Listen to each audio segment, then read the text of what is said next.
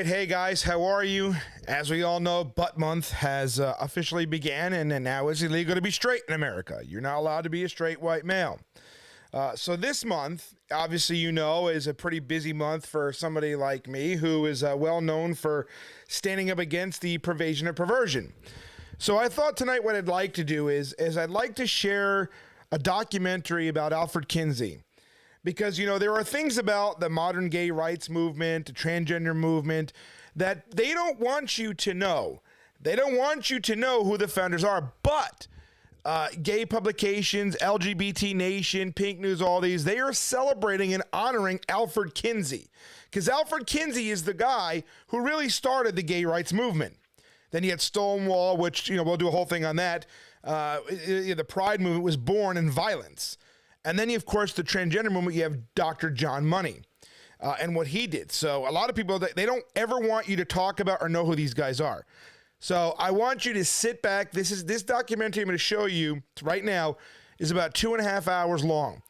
But if you really want to know the roots of why, you know, the gay rights movement and where it is, why there's so much focus on children, watch this documentary, because this is where it began. And this documentary will show you who Alfred Kinsey, who is the father of the gay rights movement and the father of the sexual revolution in America. You're not going to think the same way after you see this, I promise you. You do not want to miss this. So if you haven't seen anything like this before, again, this is 2.5 hours long. Make sure you come back. If you don't, watch what you can tonight. If you can watch the whole thing, great. If not, make sure everybody you know in your churches, make sure you watch this if you really want to know why child predators and child groomers get such light sentences and why they get kind of a slap on the wrist and all these things here. This is where it starts. And you can look this up for yourself. The picture, the thumbnail in this video is literally from the LGBTQ Nation that I modified a little bit, that we're honoring Alfred Kinsey, the father of the gay rights movement. This documentary is for your education, for you to understand who we're up against, where this comes from, and everything else. You cannot ignore this. We have to stand firm. We have to know our enemy. After today, we'll do one about John Money, and then we will go ahead and we'll preach more during the week, teaching and whatnot. So sit back.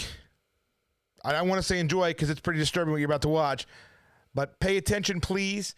Take notes, bookmark, share this with your churches, share this with everybody so you know exactly what we're up against and where this came from. And I'll see you at the end.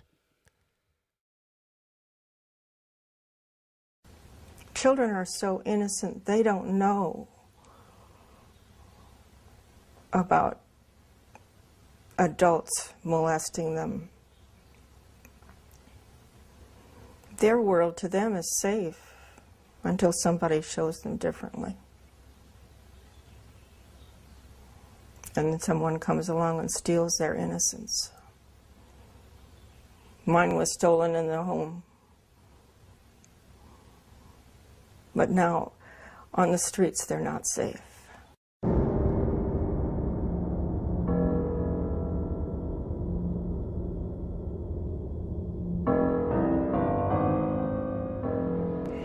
How old were you when you met Dr. Alfred Kinsey?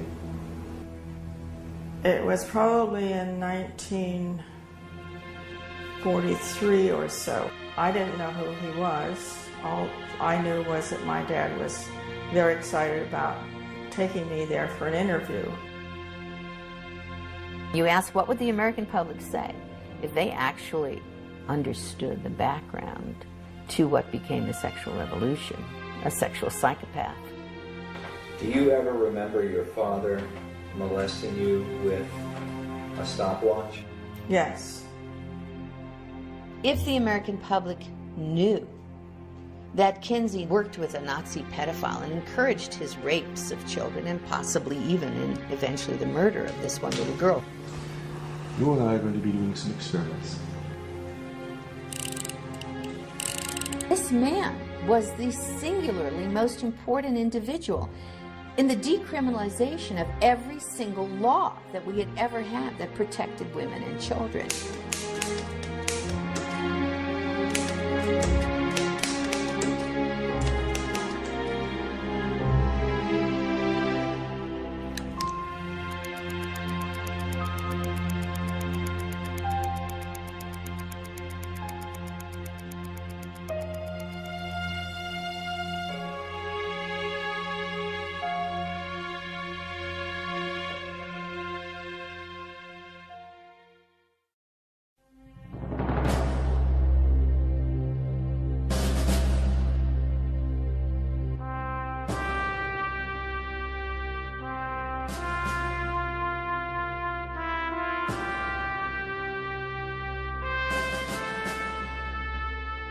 When America was founded, it said that our values were based on the Judeo-Christian teachings of the Bible. Andrew Jackson once said, "That book is the rock on which our republic rests." But through the 20th century, the view of America as a Christian nation has been hotly debated. Whatever we once were, we are no longer a Christian nation. This nation was founded primarily on Christian principles. Which claim should Americans believe? And by what standard do we determine the moral compass for what is right and wrong in our society? George Washington, in his inaugural address of 1789, said, "The propitious smiles of heaven cannot be expected on a nation that disregards the eternal rules of order and right, which heaven itself has ordained." Among our once traditional values was the protection of women and children, once considered a sacred duty among all men. But now, under the guise of so-called liberty, the care of our most vulnerable has been compromised.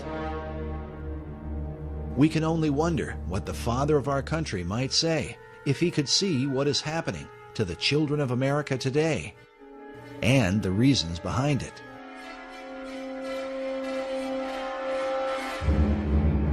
Many of America's children are disappearing. According to the Office of Juvenile Justice, a child goes missing every 40 seconds in the United States. While many of these children are recovered, it is estimated that more than 58,000 of them are abducted by non-family members each year. Parents are continually in fear for their child's safety, even in front of their own home. Predators seem to roam the streets of America like never before, searching for prey to carry out their unthinkable desires. Many of our laws are named after raped and murdered children, whose memories echo through our courts crying for justice. But still, the problem only seems to get worse. And we also see in a lot of these kidnapping and death cases recently by sex offenders that your child can be lost in just an instant. The faces of children who have been lost continue to haunt us as a society, while watching their parents grieve has become part of a national nightmare. Meanwhile, the images of the sex offenders, the men responsible for these horrors, fills us.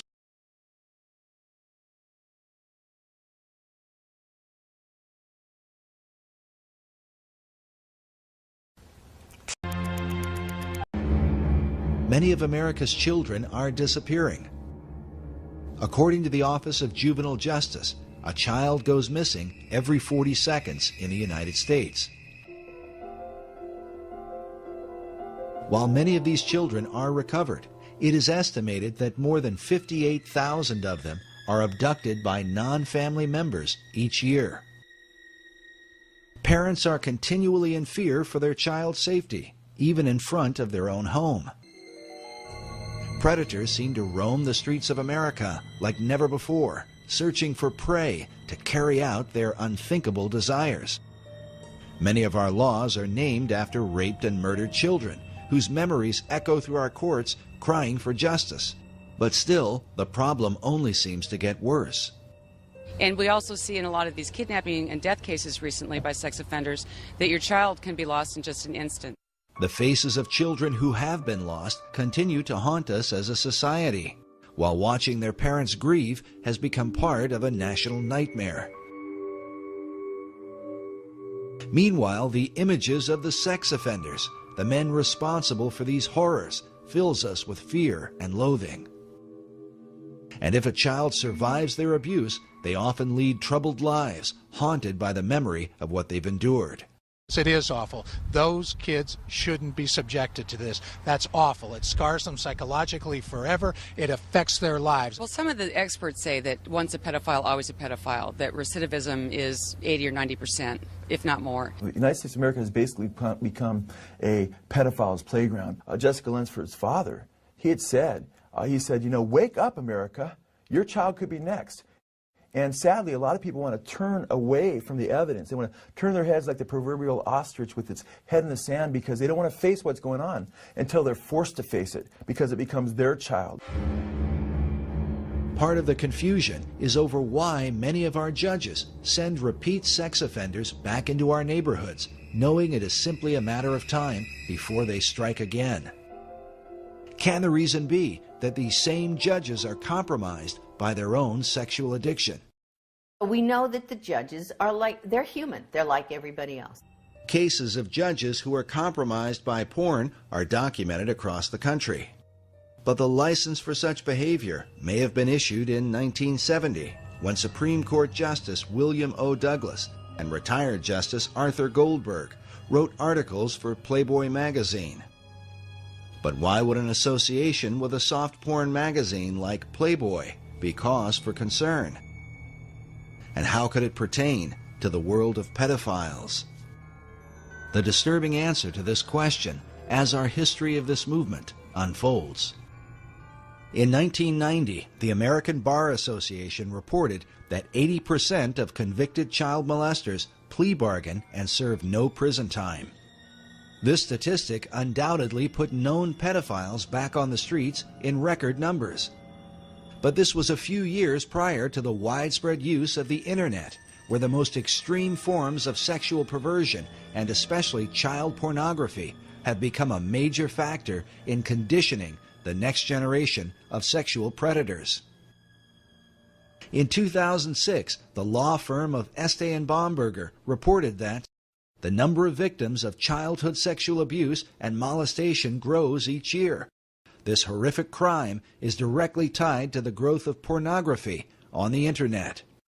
They went on to say that research reveals that 77% of child molesters of boys and 87% of child molesters of girls admitted imitating the sexual behavior they had seen in pornography they had watched. Basically, people that watch porn act it out. And so with the pedophilia, sure, people are going to see it and they're going to act it out. Because of the huge impact that the porn industry has had, conservative estimates say the highest service revenue on the internet, over $3 billion a year in income just on internet porn. And those are very conservative figures. I'm sure they're much higher, with between 500 and 700 new sites coming on a day on the internet. The increase in child sexual abuse cannot be denied.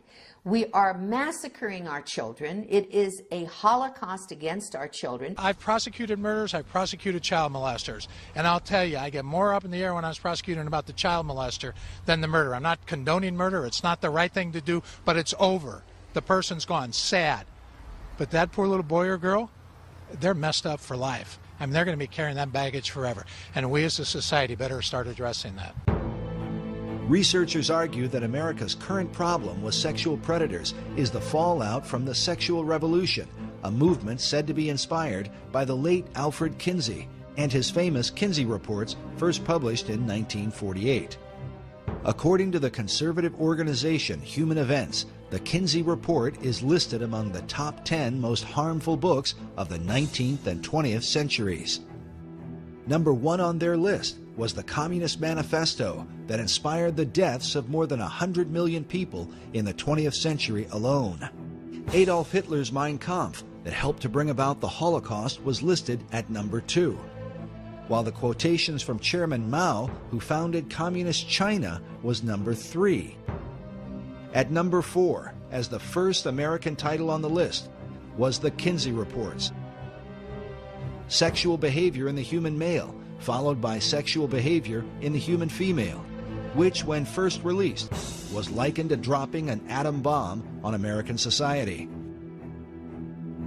In 1989, a report from the National Research Council published a statement that American society can be divided into 2 categories, the pre-Kinsey and post-Kinsey eras. How could one man's influence come to define our culture and produce what some consider the most harmful book in American history? It would find its way into every aspect of our decision-making in our lives. Dr. Judith Reisman is renowned for her expertise on the damaging influence of pornography. She has testified repeatedly before the U.S. Congress. Her research has been used by the FBI and by governments throughout the Western world when determining their policies on obscenity. She is author of the book, Kinsey, Crimes and Consequences, in which she details the devastating impact of Alfred Kinsey in America, an influence she believes is behind the growing number of sexual predators who seem to come from all walks of life. Teachers, doctors, lawyers, judges, people are being caught right and left, sacrificing their lives and their families' lives to their addictions to child pornography. How do you think it happened? It did not start today. It started back with Kinsey, and who then kicked off what has become today's horror show. Child sexual abuse, rape, torture. People say, well, you can't track that all to Kinsey. Well, you can track enough of it to make an awfully frightening case. While Dr. Reisman's view may seem extreme, her evidence is disturbing, the results of which are so often reported in our nightly news. 35-year-old convicted sex offender Bradley Meinhardt was sentenced to just 1 to 3 years in prison for sexually assaulting a 12-year-old girl in East Penn, and the guy had a prior. Here's the suspect right here, Joseph Edward Duncan. He has a long history of sexual aggression. Here's Larry Don McQuaid, the 41-year-old former school bus driver who's confessed to sexually abusing more than 200 children. I was able to manipulate parents and children alike, that I was such a nice guy that I wouldn't do something as wrong and disgusting and as that. I consider myself a demon. It's too dangerous for me to be on the street. Should he be released? We tried to protest parole. Unfortunately, as I said, the statute requires his release. I didn't know that the average sex offender predator molests 100 children. I mean, that just makes my outrage even more. For years, Americans have wondered why repeat sex offenders so often receive light prison sentences only to be released back into society. According to Dr. Reisman, the answer is Alfred Kinsey. The laws were changed based upon his fraudulent data, and he was directly involved in those changes. Kinsey went state by state. I have his testimony in California in 1949, telling a committee that was about to toughen the sex laws and toughen up about the laws to protect children because there'd been a murder of 2 little girls. He goes to California to testify in 1949 that you should release everybody, that pedophiles and pederasts did not repeat their crimes, that parole was absolutely critical, that would reduce our sex crimes. The committee believes him. They reduce all of our sex crimes. They parole people, and they haven't stopped. When the Kinsey report was first released, the famous ACLU lawyer, Morris Ernst, wrote that virtually every page of the Kinsey report touches on the legal code. He told the legal profession that no bar association, law school journal, or lawyers' committee can consider sex laws without the Kinsey study. According to Westlaw, the most widely used legal database, between the years 1982 to 2000, there were approximately 650 citations to Alfred Kinsey. The model penal code that was adopted just after 1955 was based on Kinsey's research. This is a flow chart I put together to describe how the Kinsey research gutted American laws. Through the American Law Institute, ALI, the American Law Institute Model Penal Code, 1955. That was where protections were then removed for women and children from American law system. The U.S. justice system from 1948 to today, that's what this is about. After publishing his reports, Kinsey traveled the country, giving lectures at universities and testifying before lawmakers. He was received as the leading scientific expert in the world on human sexuality. In particular, he discussed laws concerning sex offenders and the education of children. Of children, he said 100% are orgasmic from birth. Therefore, children can benefit from sex with adults and even incest, which is illegal. So we need to lower the age of consent. He was working toward making everything legal, but that's all right. Children need early explicit sex school sex education since they're sexual from birth, which was illegal at the time. Now it's everywhere. They need masturbation and hetero and homosexual acts to be taught to them, which was illegal, and now it's being taught. And about parole, Kinsey said that sex offenders rarely repeat sex crimes. Therefore, all sex offenders should be paroled, which is exactly what started to take place. Part of Kinsey's defense of pedophiles was that children were not really harmed by sexual contact with adults. Therefore, it made no sense to incarcerate pedophiles for lengthy prison terms. 1950, Rockefeller funded the American Law Institute Model Penal Code. 1952, a Harvard Law Review called for a code to change our sex laws in accordance with what Kinsey had objectively found. And then in 1955, the code was created and sent out to all legislators in the country via these important people, judge, lawyers, sociologists, lawyers, and so forth. And from there, that went the ALI model, the sex offenses section, sent to states all over the country, adopted all or in part beginning in 1956 here and moving on to Illinois, to Minnesota and so forth, and all other states of the Union. As Dr. Reisman noted, the Model Penal Code was financed by the Rockefeller Foundation.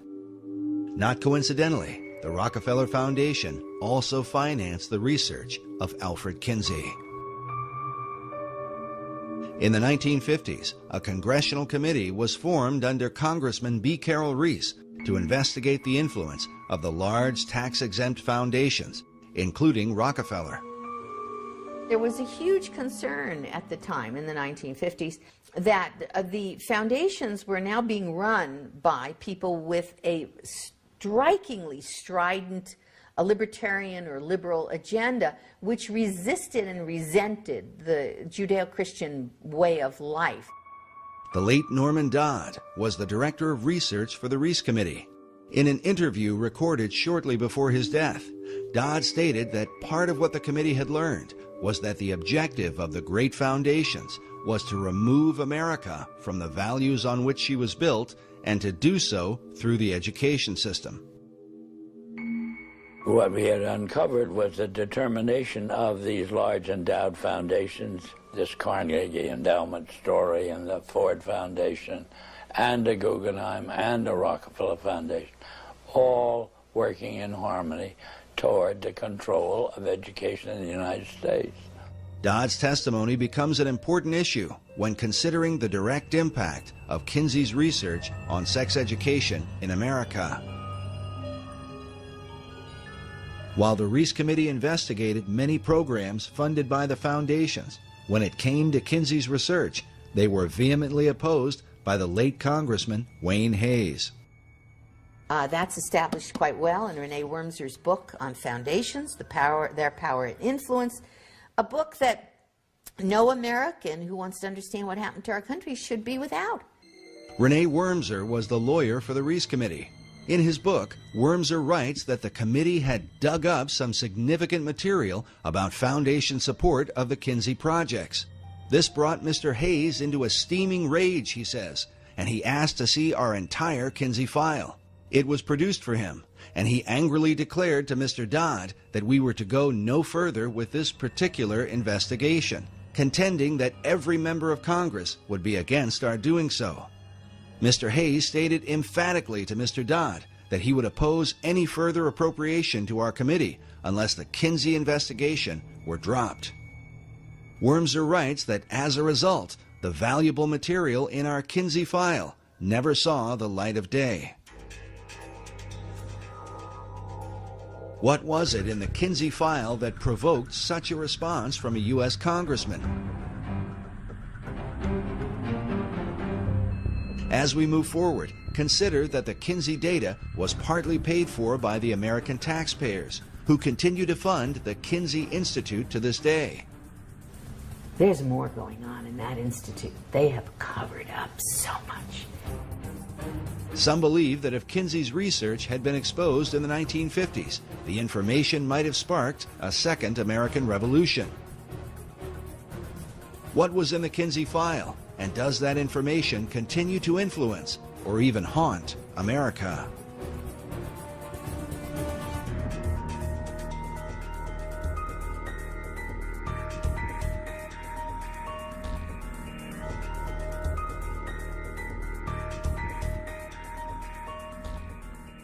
Through the 1930s and 40s, Alfred Kinsey conducted thousands of interviews with both men and women, taking, as he called it, their sexual histories.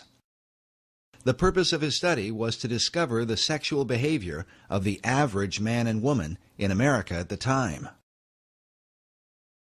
Kinsey was a professor at the University of Indiana in Bloomington. Despite his Christian upbringing, he would come to reject the Judeo-Christian belief of his family in favor of Darwinian philosophy, accepting the idea that man is simply a more highly evolved animal. Kinsey, as a zoologist and biologist, considered, rightly, that humans are animals, although lots of people hate to admit that. Kinsey's expertise had been the study of the gall wasp. He spent years collecting and cataloging thousands of them. Noticing the countless differences in these insects, he concluded that such variations must also be true of human behavior. Upon interviewing thousands of volunteer subjects, Kinsey not only recorded data, but drew certain conclusions about the sexual behavior of men, women, and children. But was his research that of an objective scientist, or the intentional manipulation of a sexual deviant who wanted to remake the American male and female in his own image? Kinsey has legitimized the free sex revolution, and he did it through academia. But what's interesting, according to research that's been done on this gentleman, this guy was a pervert himself. Kinsey's critics claim that his real motive was not science, but a social agenda to change the morality of America, something admitted by Kinsey biographer Jonathan Gaythorne Hardy. It's abundantly clear as you go into it that there was a very large social agenda. He didn't just want a greater tolerance and sanity from understanding the facts of sex. He thought it was quite monstrous the way homosexuals were regarded. In general, there was a very powerful social agenda, which is perfectly plain when you read the book, from the polemic right the way through it, and was perfectly plain at the time to the people who worked with him. When the Kinsey reports were published, they shocked the country, because the behavior that Kinsey described did not at all represent what most Americans believed about their own sexuality. Consider that Kinsey was documenting the behavior of the World War II era, those that Tom Brokaw called the greatest generation. Among Kinsey's more controversial claims is the idea that 10% of American men were fully homosexual for at least 3 years of their life, while 37% of American men had engaged in homosexual contact to the point of orgasm at least once in their lives. Later studies would place those numbers much lower, with only 1% of men in the U.S. claiming to be homosexual, while only 2 to 3% admitted to some kind of homosexual activity in their lifetime. Nevertheless, Kinsey's data was seized upon by men like Harry Hay, who read the Kinsey reports, left his wife and children, and went on to found the gay rights revolution that began in the 1960s. To this day, the gay rights movement is largely based on Kinsey's data. Kinsey also reported high levels of premarital sex, claiming that 69% of American men had visited prostitutes and that 50% of married men were guilty of adultery. Again, a later study done as early as 1960 by Phyllis and Eberhard Kronhausen would find that the levels of sexual promiscuity among males were much lower than Kinsey had reported. According to his fellow researchers, the reason for this dramatic difference is because Kinsey manipulated the data, including men from America's prisons, as part of the regular male population. He wrote that he found 1,300 to 1,400 sex offenders that he used as his normal male population. What? In addition to the convicted sex offenders, Kinsey included regular prisoners who were serving time for other offenses, along with 199 sexual psychopaths, all mixed together as part of the regular male population and presented to the American people as the average American male. In this interview for the documentary titled 1 in 10, listen as Paul Gephardt, who was one of Kinsey's co-authors and a member of his original team, admits to the high percentage of prisoners and their impact on Kinsey's data. With these poorer, lower educational level samples. And when I say poorer, they had, for example, 55% were prison. 55% were prison.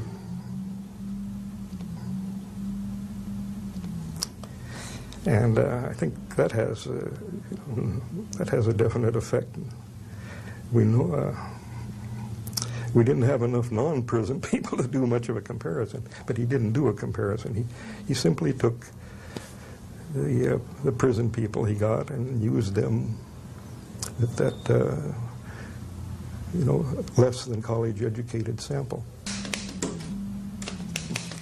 But the trouble was, by, you might say, emphasizing the less than college educated sample, he introduced a lot of errors into the data.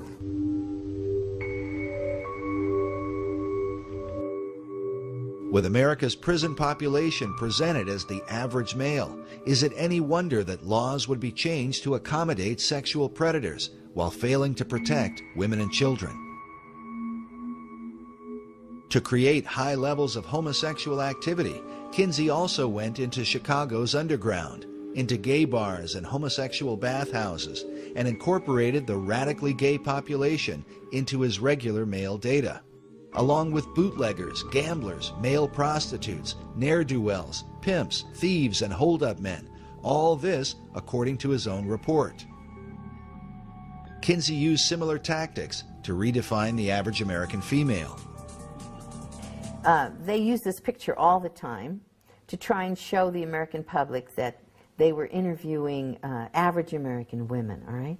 Except that this was their secretary, okay? This is a secretary at the Kinsey Institute, and they would always label her as though she was just some average American woman. Sometimes they put Kinsey in the picture interviewing her, and sometimes they put him. And now, after I exposed that in one of my books, the Kinsey Institute has now admitted on its website, they give the name of her so it doesn't look as though they're trying to phony the thing. To create high levels of female promiscuity among American wives, Kinsey redefined married women to include any woman that had lived with a man for at least a year, a broad description that could include prostitutes who had lived with their pimps. In fact, prostitutes were a subculture that Kinsey specifically sought out, mixing them in with the regular female population. As a result, Kinsey's report stated that some 50% of American women engaged in premarital sex, while 26% of married women were supposedly involved in adultery. Kinsey went on to report that an incredible 87% of unmarried women were having abortions, while 25% of married wives were also aborting. It was these high percentages, shocking even by today's standards, that would help to legalize abortion in the years that would follow. For decades, Dr. Judith Reisman has argued against what is often referred to as Kinsey's junk science because of its dramatic and devastating impact on American law and society.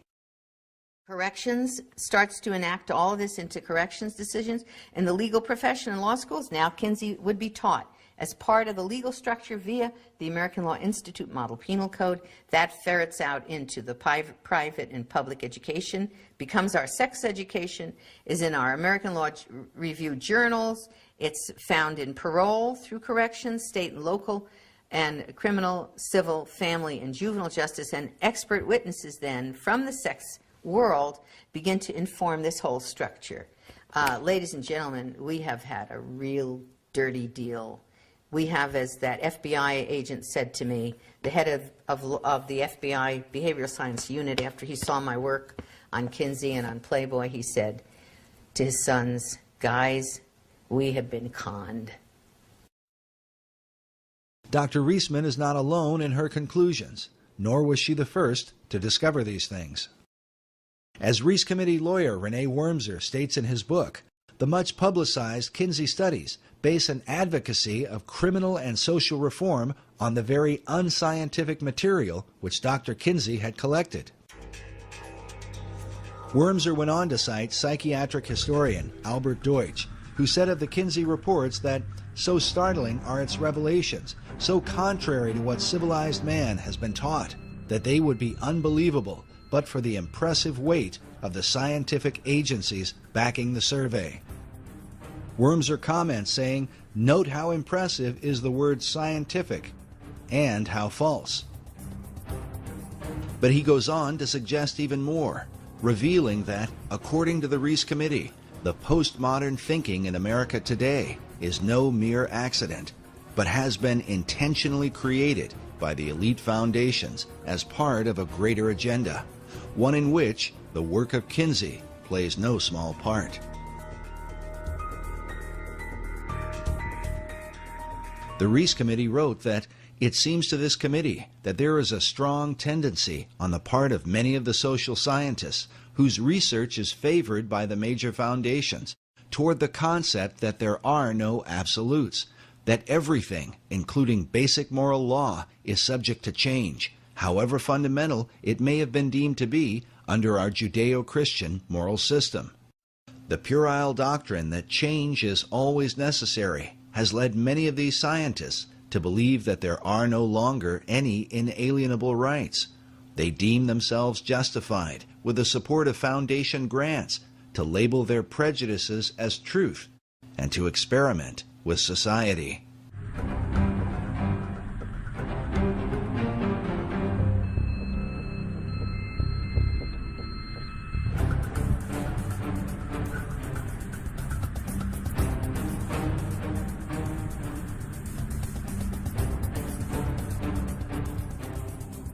By far, the most disturbing evidence against the Kinsey reports is the information pertaining to the sexual behavior of children. This was something noted in the 1950s by Professor Albert Hobbs, who wrote that, according to Kinsey, a child molester may have contributed favorably to a child's later sociosexual development.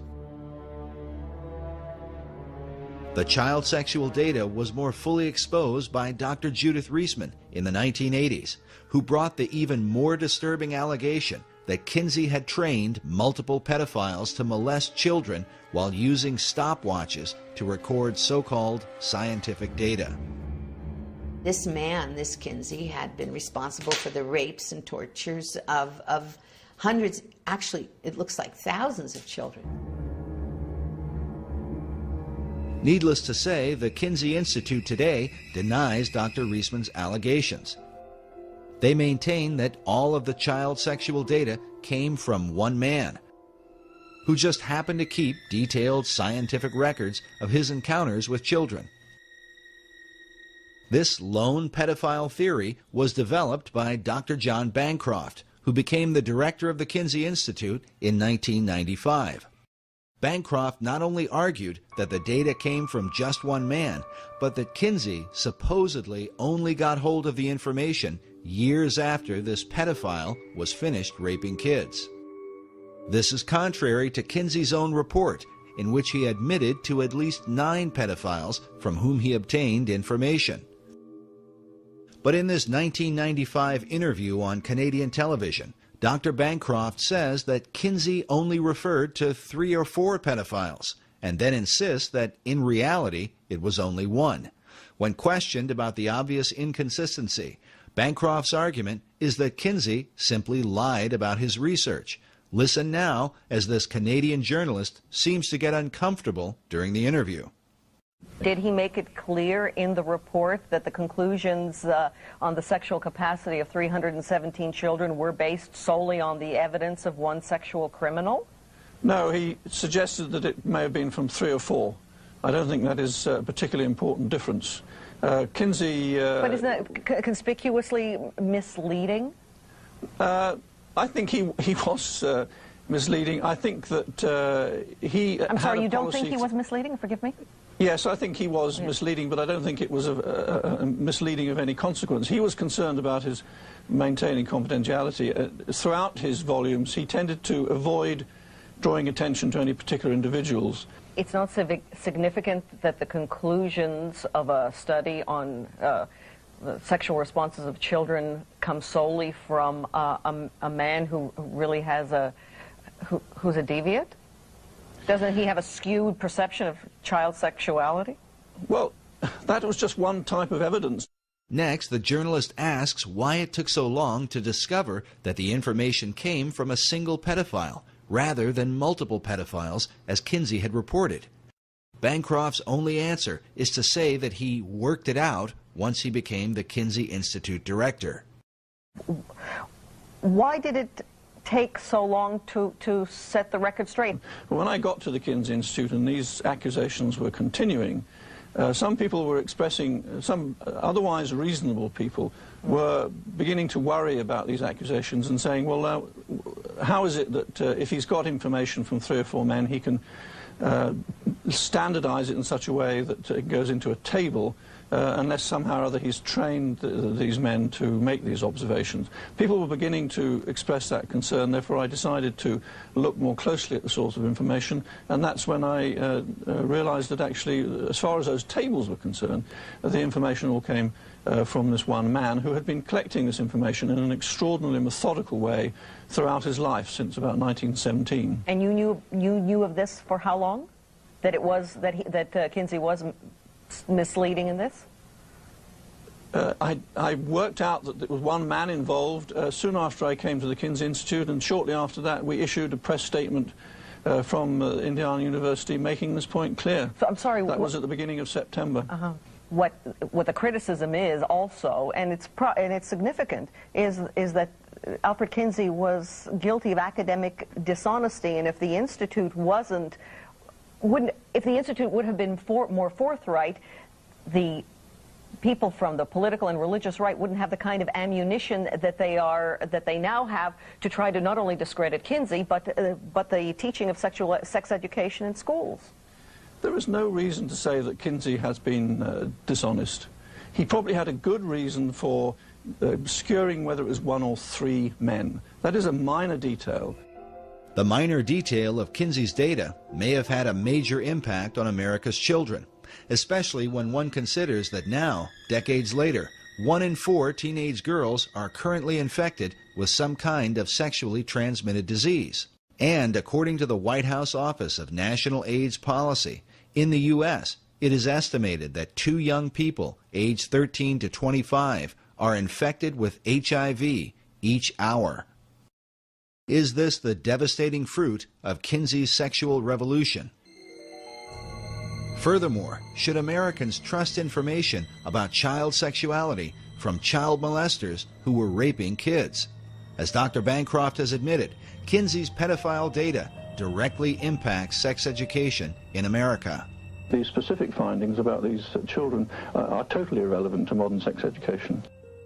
But where did Kinsey get his information? Did it really come from just one man? The allegedly lone pedophile that Bancroft and the Kinsey Institute point to was known as Mr. Green in Kinsey's research.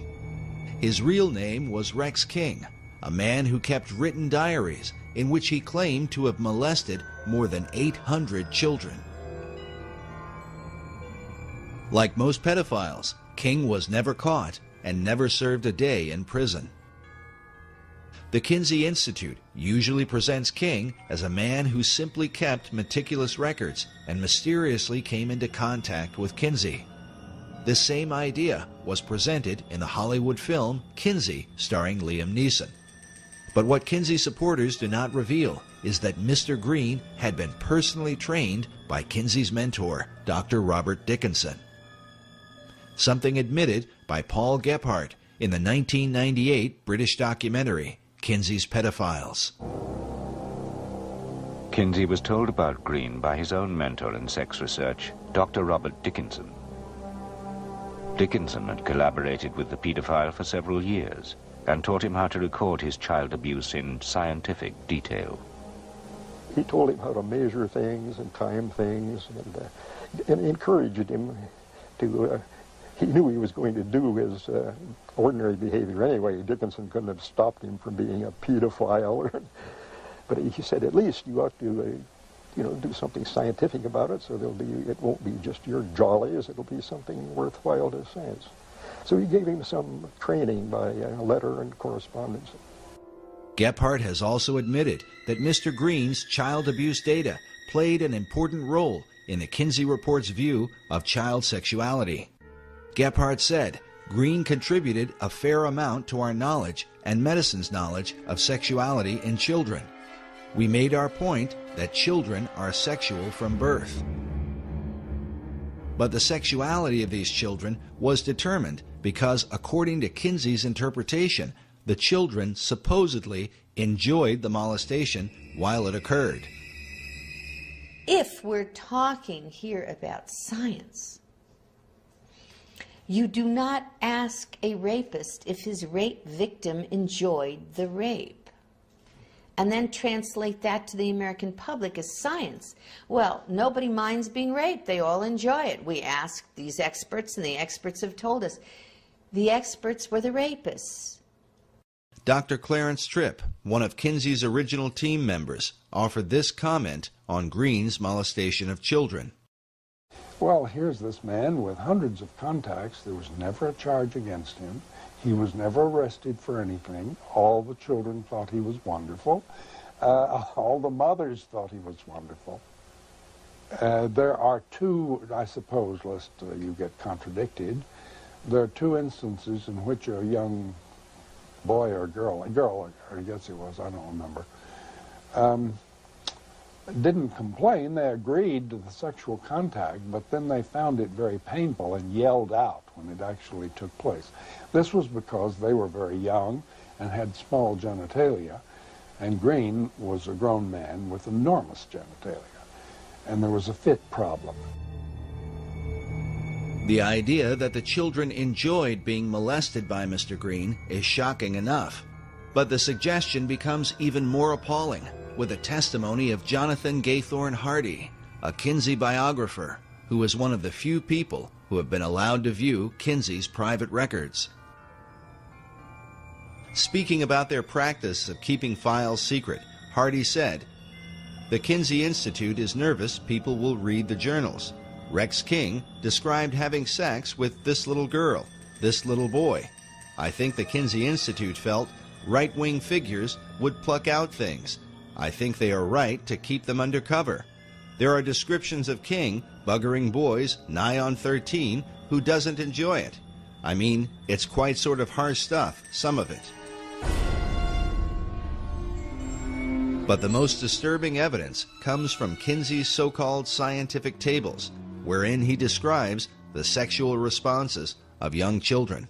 When I was reading Kinsey's book in the first place, and I looked at the tables, table 30, 31, 32, 33, 34, and these were tables with ages of children on the left-hand side, and then orgasm in one panel, and timed orgasm, time of orgasm in the next one. In Kinsey's tables 31 through 34, he documented the timed orgasms of children as young as 2 months old, recording their responses down to the 10th of a second.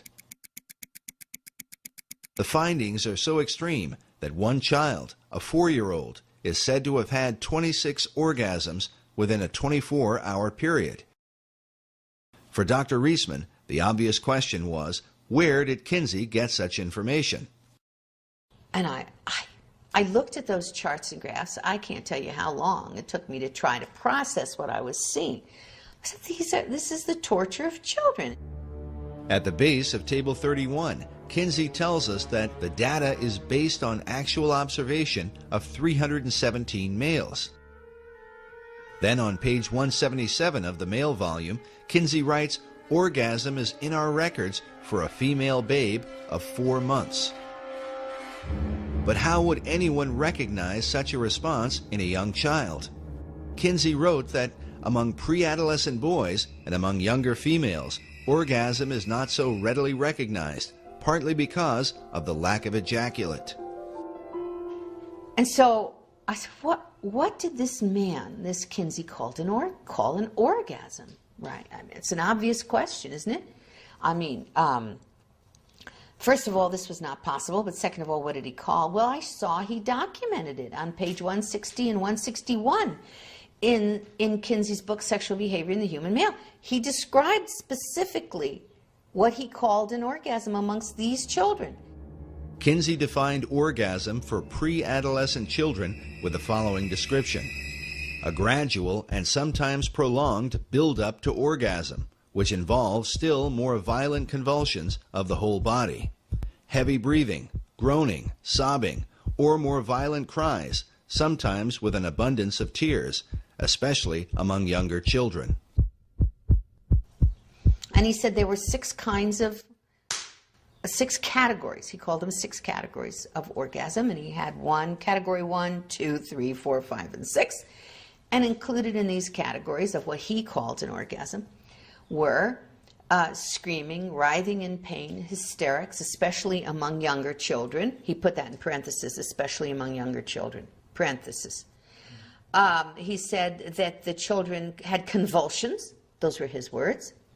He said they fainted.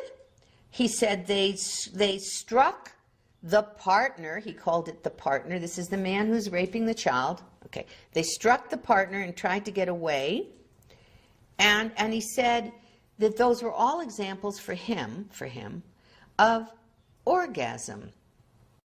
Kinsey made it clear that this data was supplied by adult observers, who were defined as pedophiles by Kinsey's own team members, as you will hear later on. Kinsey wrote, "Some males suffer excruciating pain and may scream. The males in the present group, by which he meant pre-adolescent boys, become similarly hypersensitive before the arrival of actual orgasm, will fight away from the partner, and may make violent attempts to avoid climax, although, he said, they derive definite pleasure from the situation." Kinsey biographer James H. Jones was a 1998 Pulitzer Prize finalist for his biography on Kinsey. In the Yorkshire documentary, Jones had this to say about Kinsey's description of child orgasm. If you read those words, what he's talking about is kids who are screaming, kids who are protesting in every way they can the fact that their bodies, that their persons are being violated. At that point, reading that, I said, the only person who could write that would be, number one, a pedophile or a pederast, because these were boys, was homosexual abuse of boys, and a sadomasochist. That is, the only human being in the world who could call an orgasm something that involved people throwing up, having convulsions, fainting, screaming, crying. The only person who could do that is someone who experienced that themselves. And that had to be a sadomasochist.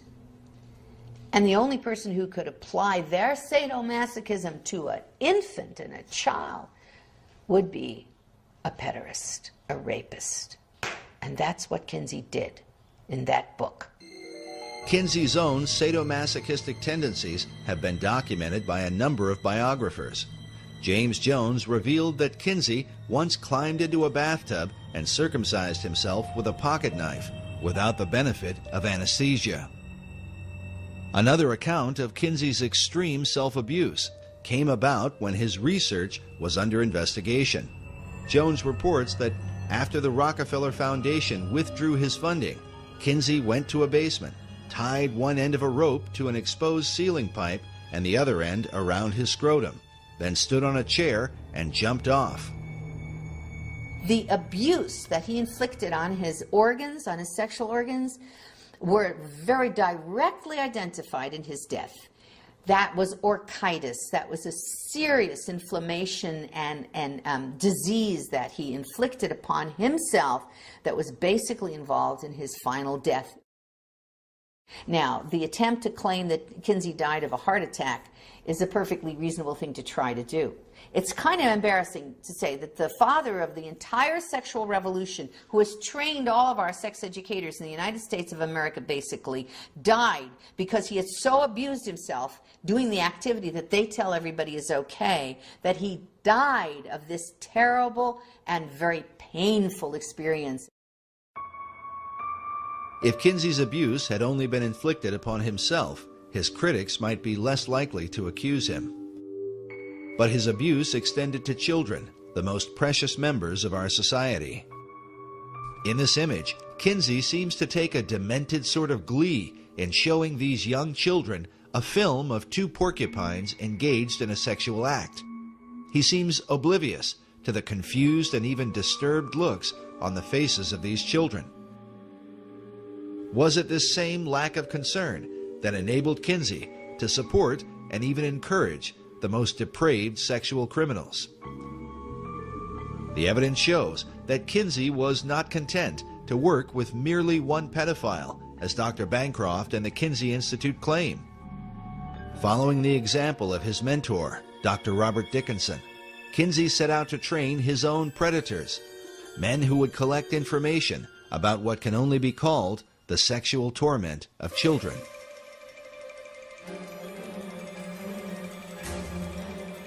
Dr. Clarence Tripp was Kinsey's photographer, who filmed and photographed sex scenes in the attic of Kinsey's home in Bloomington, Indiana. In 1990, Tripp was interviewed on The Phil Donahue Show, along with Dr. Judith Reisman, who appeared to defend her first book, exposing Kinsey. Well, don't look now, but they're attacking Dr. Kinsey again. The book is titled Kinsey, Sex and Fraud, The Indoctrination of a People.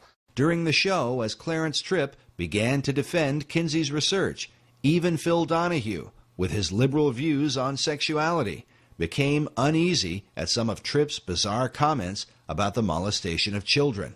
We should say that you are the author of The Homosexual Matrix, a book which got quite a positive response from... I want to agree with Reisman on one point.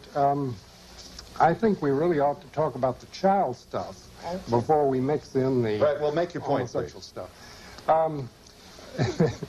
You know, we really shouldn't go too fast there. We want to savor that because it is wonderful. It's so delicious what she says. I want to draw you a picture of the image. The image is that the world-famous sex researchers, or Dr. Kinsey alone, that's not quite clear, are in a room, and they hover over a young child, less than a year old, and with their fingers or a feather, that's not quite clear, they tickle the genitalia and bring this kid to orgasm, who is screaming and hollering and possibly held down by chains.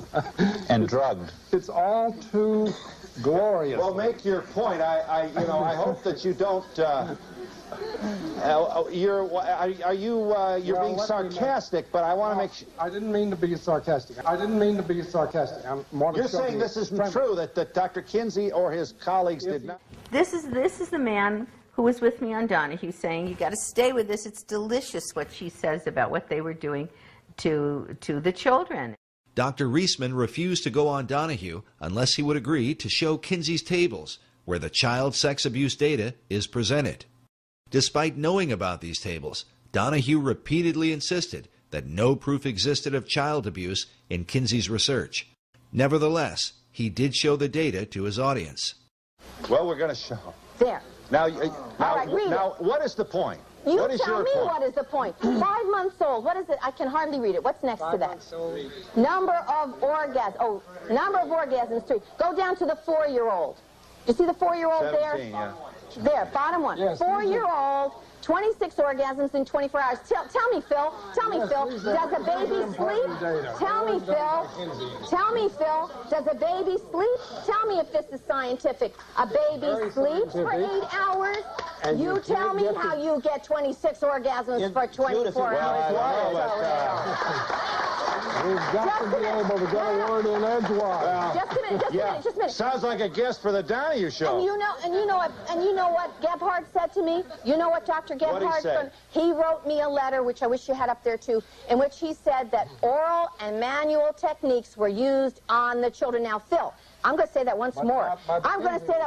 And if I'm wrong, let them sue me. He said oral and manual techniques were used on those children. The letter that Dr. Reisman refers to was written by Paul Gebhardt on March 11, 1981, in which he attempted to explain where the child sexual data came from. In this letter, he admits that multiple pedophiles were used in collecting information for the Kinsey reports. Gephardt writes, "Since sexual experimentation with human infants and children is illegal, we have had to depend upon other sources. Some of these were parents. A few were nursery school owners or teachers. Others were homosexual males interested in older but still prepubertal children. One was a man who had numerous sexual contacts with male and female infants and children, and being of a scientific bent, kept detailed records of each encounter." Gephardt went on to say that some of these sources have added to their written or verbal reports photographs, and in a few instances, cinema. The techniques involved were self-masturbation by the child, child-child sex play, and adult-child contacts, chiefly manual or oral. Gephardt's letter clearly refutes the lone pedophile theory of Dr. John Bancroft, but fits in perfectly with what Kinsey documented in sexual behavior in the human male. Gephardt's mention that photographs and cinema were sent to Kinsey also explains the discovery made by former Kinsey Institute director June Reinisch in 1984. This was Newsweek in '84 when June Reinisch said, you know, that the Institute encourages visitors and so forth. And she says, what's her name? Reinisch says that she found a collection of child pornography so distasteful to Reinisch personally, she couldn't bear to look at it, all right? Now, she's not asking where that child pornography came from, right? But some of it was... Now, she found this at the Kinsey Institute, yes. Yeah, at the Kinsey Institute. And John Bancroft, who wrote about Kinsey and supported Kinsey for years before he was hired as the head of the Kinsey Institute, right? Who's supposed to be an expert on Kinsey, which was why he was hired by the Kinsey Institute, now suddenly claims that everybody knew all along that these children were being raped by one pedophile. Well, he's the expert on Kinsey. Why didn't he ever write about it before he got hired? Why did he have to go into the Kinsey Institute to look into it if it's all laying out there? He knew that it wasn't a couple of pedophiles, which he said at one point. It wasn't one pedophile, which he said at another point. Kinsey said it was 9 pedophiles. That's what he wrote. And it certainly would have been at least 9, because we now know from Yorkshire Television that Kinsey was working with a group of pedophiles. There was also a pedophile organization in this country. They cooperated with us, and some of them who were not, of course, not incarcerated, they came and gave us information. Dr. Reisman believes the pedophile organization mentioned by Gephardt may have been the nucleus for what would become NAMBLA, the North American Man-Boy Love Association. While child molestation is a crime in any circumstance, the members of NAMBLA claim that their intentions are out of love for the children they molest. Yet this cover of a NAMBLA bulletin, which they called their back-to-school issue, paints quite a different picture. It shows a frightened boy cornered by 2 adult men who are about to force him into sexual contact, and is more consistent with the information found in the Kinsey reports, that children are in fact being raped and tormented by the pedophiles who prey upon them. To this day, NAMBLA looks to Alfred Kinsey as their inspiration, saying that gay liberationists in general, and boy lovers in particular, should know Kinsey's work and hold it dear. Implicit in Kinsey is the struggle we fight today. Well, there's a huge connection between Alfred Kinsey and NAMBLA. In fact, NAMBLA has relied upon Kinsey's research for years. Kinsey tried to make pedophilia seem acceptable. Kinsey's argument was that it was society's reaction to pedophiles that caused the real trauma of child molestation. Members of NAMBLA will often refer to this quote from Sexual Behavior in the Human Female, where Kinsey wrote that when children are constantly warned by parents and teachers against contacts with adults, they are ready to become hysterical as soon as any older person approaches, or stops and speaks to them in the street, or fondles them. Some of the more experienced students of juvenile problems have come to believe that the emotional reactions of the parents police officers, and other adults who discover that the child has had such a contact may disturb the child more seriously than the sexual contacts themselves. The current hysteria over sex offenders may very well have serious effects on the ability of many of these children to work out sexual adjustments some years later.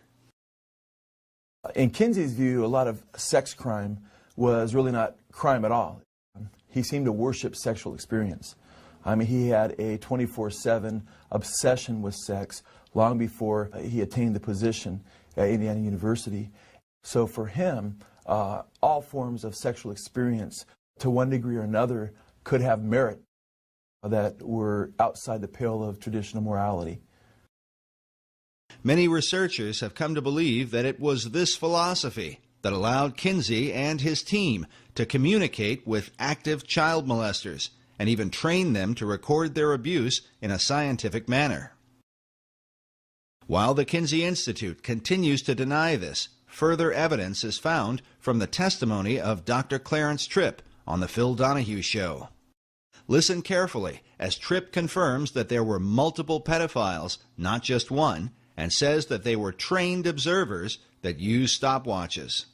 I'm going to say that once more, and if I'm wrong, let them sue me. He said oral and manual techniques were used on those children. What American is going to defend that? How does C.A. Tripp respond to that? She's talking about data that came from pedophiles, that he would listen to only pedophiles who were very careful, used stopwatches, knew how to record their things, did careful surveys. And these she resents very much, but they're very important. So he interviewed people who were known criminals. I assume, were they in prison at the time? Oh, certainly not. But they were, in her sense, criminals because they were pedophiles. But they were trained Oh, in her trained sense, observers. they were criminals because they were pedophiles. They're raping children and they're not criminals. You're going to defend Nobody that. was raping children. What they were do you doing... call sexually, manually, and orally abusing a baby, and you're a bloody pedophile? We also have an interview that was a phone interview that I have a copy of. It's in my book, between Gebhard and Dr. Muir, who was my editor, in which Gebhard admits that they told the pedophiles to use stopwatches. The interview Dr. Reisman refers to took place on November 2nd, 1992, between Dr. Gordon Muir and Paul Gebhard. Dr. Muir also appeared on The Donahue Show as the editor of the book, Kinsey, Sex and Fraud. On the show, he confronted Clarence Tripp. And you're telling me that Kinsey came across in an interview sample of 5,300 people, he found pedophiles who had stopwatches, just happened to have stopwatches, just happened to have all that data handy? Some 2 years later, in a phone interview, Dr. Muir would pursue a similar line of questioning with Paul Gebhard, one of the original co-authors of the Kinsey reports, who succeeded Alfred Kinsey as the original director of the Kinsey Institute. Listen carefully how Gebhard admits that there were multiple pedophiles that he and Kinsey worked with, how they actually encouraged some of the adults to molest children, and that it was at the instruction of Kinsey and his team that they used stopwatches. Table 32. Yeah, the table's all right, but these all were done with stopwatches necessarily. It says below table 32, the legend says duration of stimulation before climax. Observations timed with second hand or stopwatch. So second hand or stopwatch. Okay, well that's, you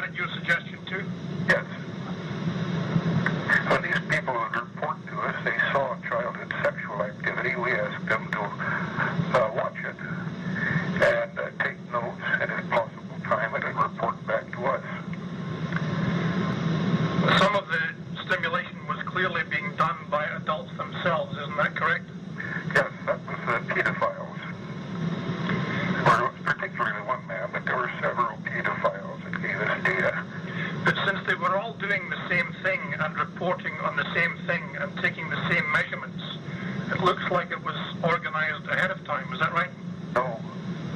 No, we just simply asked anyone who had any data on childhood sexuality to tell us about it. Well, what about the cases then, which it says in the book, some of them were followed up for several years to make sure that true orgasm was involved. That looks like prospective planning there. Yeah, but not on our part. You mean pedophiles just took it upon themselves to do follow-up experiments to find out if true orgasms were involved? No. We had some. Try this again. At this stage of the interview, Gephardt engages in a bit of wordplay, but listen carefully as Dr. Muir gets to the point with him. Once we asked people about giving us their observations, we would ask them later, too. In other words, if there were some pedophiles who reported their data to us, and if they got in contact with us later, we would then ask them more about it. We follow up on, by re-interviewing people occasionally. We call them retakes. I think that's mentioned. Right, it is. But I mean, what I'm trying to get at was, this sounds like it was a little bit of prospective planning here. No.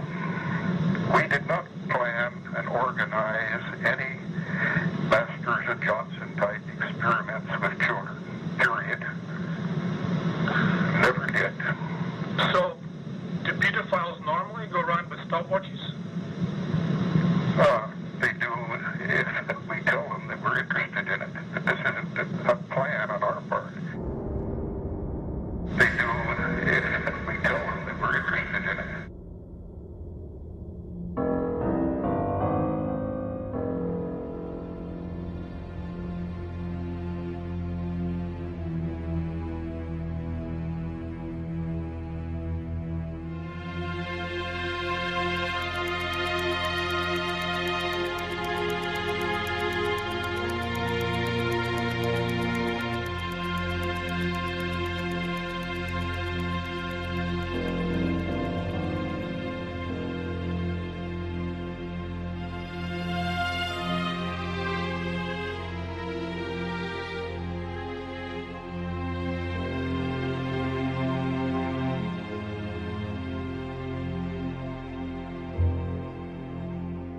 I want to know who these children are, how their parents were involved, and have we talked to those children now as adults? When I wrote to the Kinsey Institute and I asked, what about these children? They just casually wrote me back. Gephardt casually wrote me back that, well, we never had any follow-up on these children. It was too expensive, he said, or just impossible. What does he mean there's never been a follow-up? You just talked about men who are raping children, at least 317 children. Now we're looking at, it comes up to maybe 2,035 at minimum, probably. The youngest 2 months of age, and you call yourselves, quote-unquote, scientists, and you've never even followed up. That's a lie. There's got to be some information, and if it was good information, if they had found out that these children were completely unharmed, lived fine lives, we would know about it. They would have passed that information on to us so fast. Many of the children abused by Kinsey's pedophiles probably had no idea that they were part of a government-sponsored study. Most likely living out their lives in suffering and confusion about what had happened to them. But when the Family Research Council released its documentary, The Children of Table 34, the haunting image of a stopwatch sparked the memory of a woman who calls herself Esther White. My grandfather molested me when I was around 4. And he never did again. But he went to Indiana University to get his teaching certificate. And he took biology while he was there. And so I'm assuming that he probably met Kinsey there because the whole university was involved in his research. As a child, Esther says she was taken by her father and grandfather to meet with Alfred Kinsey and to be interviewed by him. But the real purpose of that meeting would be a mystery for years to come. I didn't really know. I didn't connect it all until I read Judith Reisman's writings, especially when it came to the video that she did where they showed a stopwatch. And that was the key. I realized, yes, that was what was going on. Now in her 70s, her desire is to remain as anonymous as possible, out of consideration for her family. Esther White is her assumed name. How old were you when you met Dr. Alfred Kinsey? It was probably in 1943 or so, 43 or 44. I was born in 34. My father was very excited about taking me there to meet Dr. Kinsey. I didn't know who he was. All I knew was that my dad was very excited about taking me there for an interview. And he was instructing me that I was to be very nice to this man and answer him. He told me they would ask me about my family and whether I loved my family and so forth. So when we got there, it was at my grandfather's and great-grandmother's house, and Mr. Kinsey and his two colleagues were late in getting there because it was wintertime, and he was doing a seminar at Ohio State University. This was in Columbus, Ohio. And when he came, he was in very much of a rush because they were so late. And he kneeled down in front of me and asked me questions about whether I loved my daddy, whether I loved my family. And of course I said yes, because I did. I loved my family. And the interview was very short.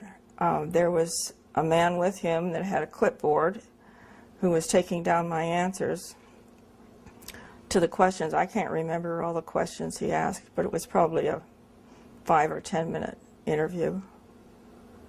And just before they left, my grandfather said, "What about the check?" And he says, "Oh yes, I almost forgot." Who said that, Kinsey? Kinsey said that.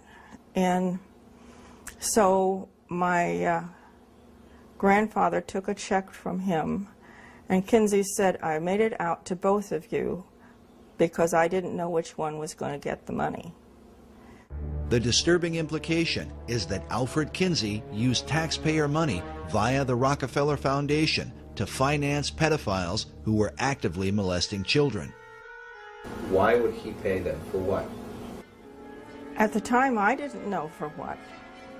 Many years later, I found out that my dad had actually helped Alfred Kinsey do research for his book. Esther's own father had been molesting her for years and sending information to the Kinsey Institute. When Kinsey's book, Sexual Behavior in the Human Male, was released, her father showed her a copy and boasted that he had helped to write it. At the time, she did not know what he meant. He gave me a copy of the book in 1947, but it was a pre-edition signed by somebody, autographed by somebody, and I don't remember who, but my father gave me the book and said that he helped Alfred Kinsey research on the book, and that it was going to change the way the world looked at sexuality. How old were you when your father first began to molest you? I was probably around 6. Maybe 7. I couldn't tell you exactly. Do you ever remember your father molesting you with a stopwatch? Yes. And then would he record information?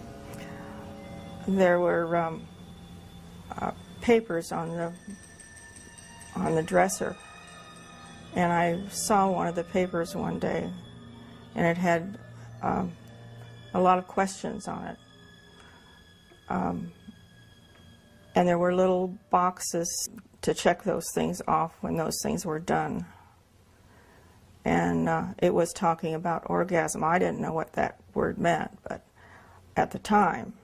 And when I asked him what that word meant, when I saw it on the paper, he grabbed the paper, put it in a brown envelope, and he said that he was late in sending this in. And he put it in this big brown envelope. Esther's revealing testimony confirms Paul Gephardt's statement that Kinsey worked with parents who sent him child abuse data.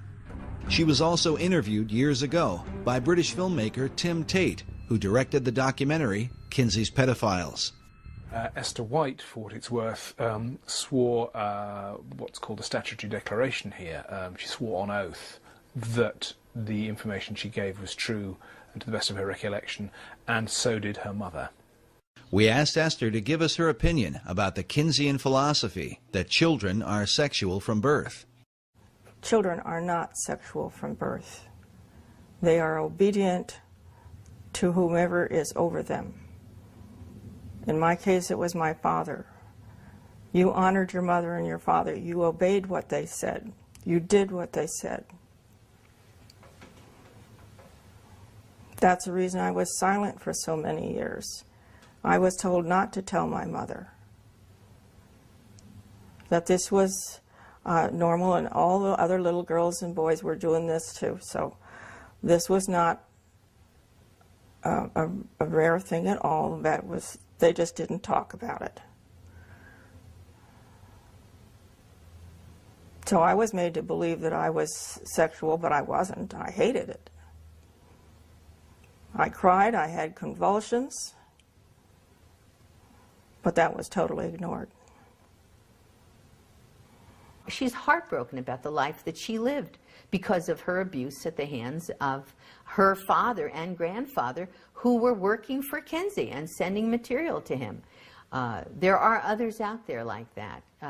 Bancroft said he knew there were, and he was afraid they were going to show up. He wasn't talking about one pedophile when he said he was afraid that the children of these pedophiles would show up. He was talking about a lot of people who were damaged, and he knew it. And the Kinsey Institute knows it, and Indiana University knows it, and they've always known it.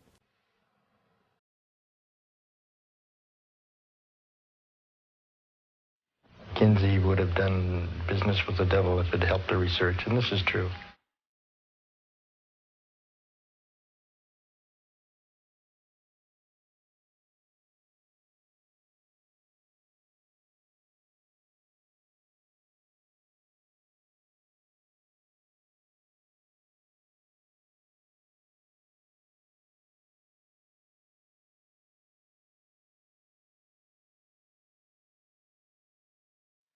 I view Kinsey as one of the most treasonous Americans in human history. The charge of treason might sound a bit extreme, but the evidence shows that Kinsey's desire to document the most depraved sexual behavior led him to work with a man who seemed to personify evil itself, a Nazi pedophile named Dr. Fritz von Balusek.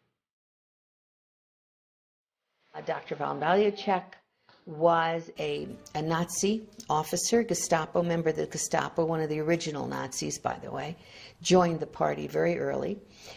He was in charge of a Polish town, and he was a pedophile. Years after the war, von Balusek was arrested and put on trial for the murder of a 10-year-old girl who had been found naked and throttled on a piece of wasteland. The German authorities suspected von Balusek of the crime because the same girl had been listed among several hundred children he had raped. the details of which he had recorded in his pseudo-scientific diaries.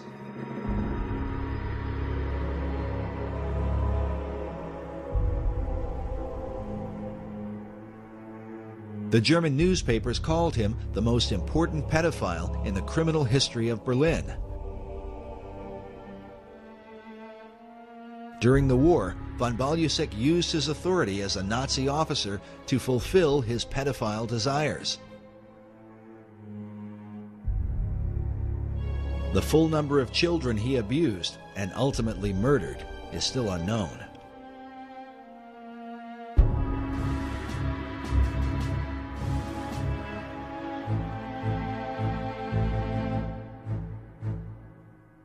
When he was arrested for rape of many children, but also possible murder of a little girl, all of the German newspapers spoke about this on the headlines. It was in the headlines of every newspaper in Germany. During the war, von Balusek was the commandant of the Polish town of Jędrzejów. There he threatened the children with certain death if they refused his sexual desires. What he recorded in his diaries of how he treated these children was so criminal that during his trial, the judge cried out, quote, "This is no longer human."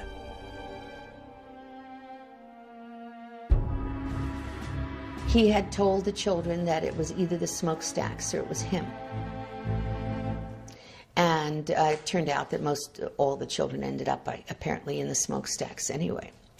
Post-World War II, he was highly placed in civic government, and he was arrested for this possible murder and being investigated. And in the process, they found that he had been corresponding extensively with Kinsey, that Dr. Kinsey had warned him to be aware and careful of the authorities so he shouldn't get caught. The German authorities learned that von Balusek and Kinsey had a working relationship, and that Dr. Kinsey was well aware of the vicious abuse the Nazi pedophile was inflicting upon innocent children. At his trial, the judge said to von Balusek, "I got the impression that you got to the children in order to impress Kinsey and to deliver him material." To which von Balusek replied, "Kinsey himself asked me for that." The German press was outraged, and the judge was outraged. The judge went on to say, instead of answering his sordid letters, the strange American scholar should have rather made sure that Mr. von Balusek was put behind bars. The German press reported that Kinsey's letters to the Nazi contained warnings to watch out or be careful of getting caught. They wrote that in his diaries, von Balusek stuck in the letters from the sex researcher Kinsey, in which he'd been encouraged to continue his research. He had also started relationships to expand his researches. One shivers to think of the lengths he went to.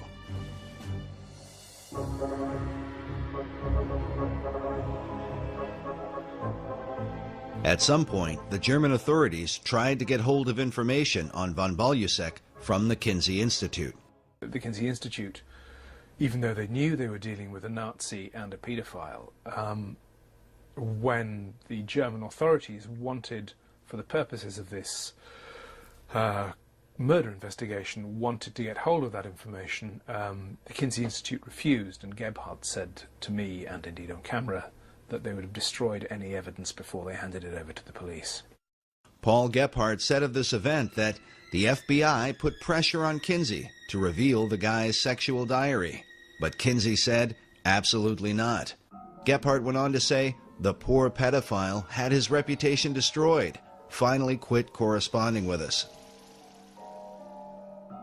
While German media documented the story heavily, the American press, under the powerful influence of the tax-exempt foundations, gave almost no attention to the story, even though Kinsey's research, which had turned the country upside down, was almost certainly based in part on the sexual abuse done by a Nazi pedophile during the Second World War.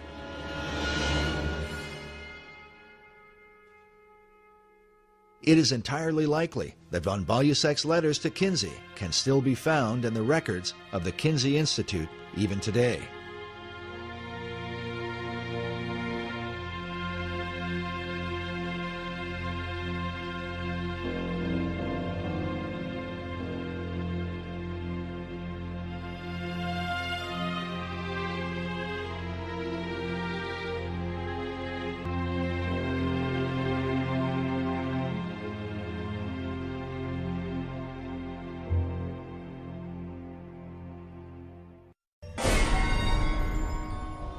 Kinsey's willingness to work with the devil at one point seemed to take on a very literal meaning.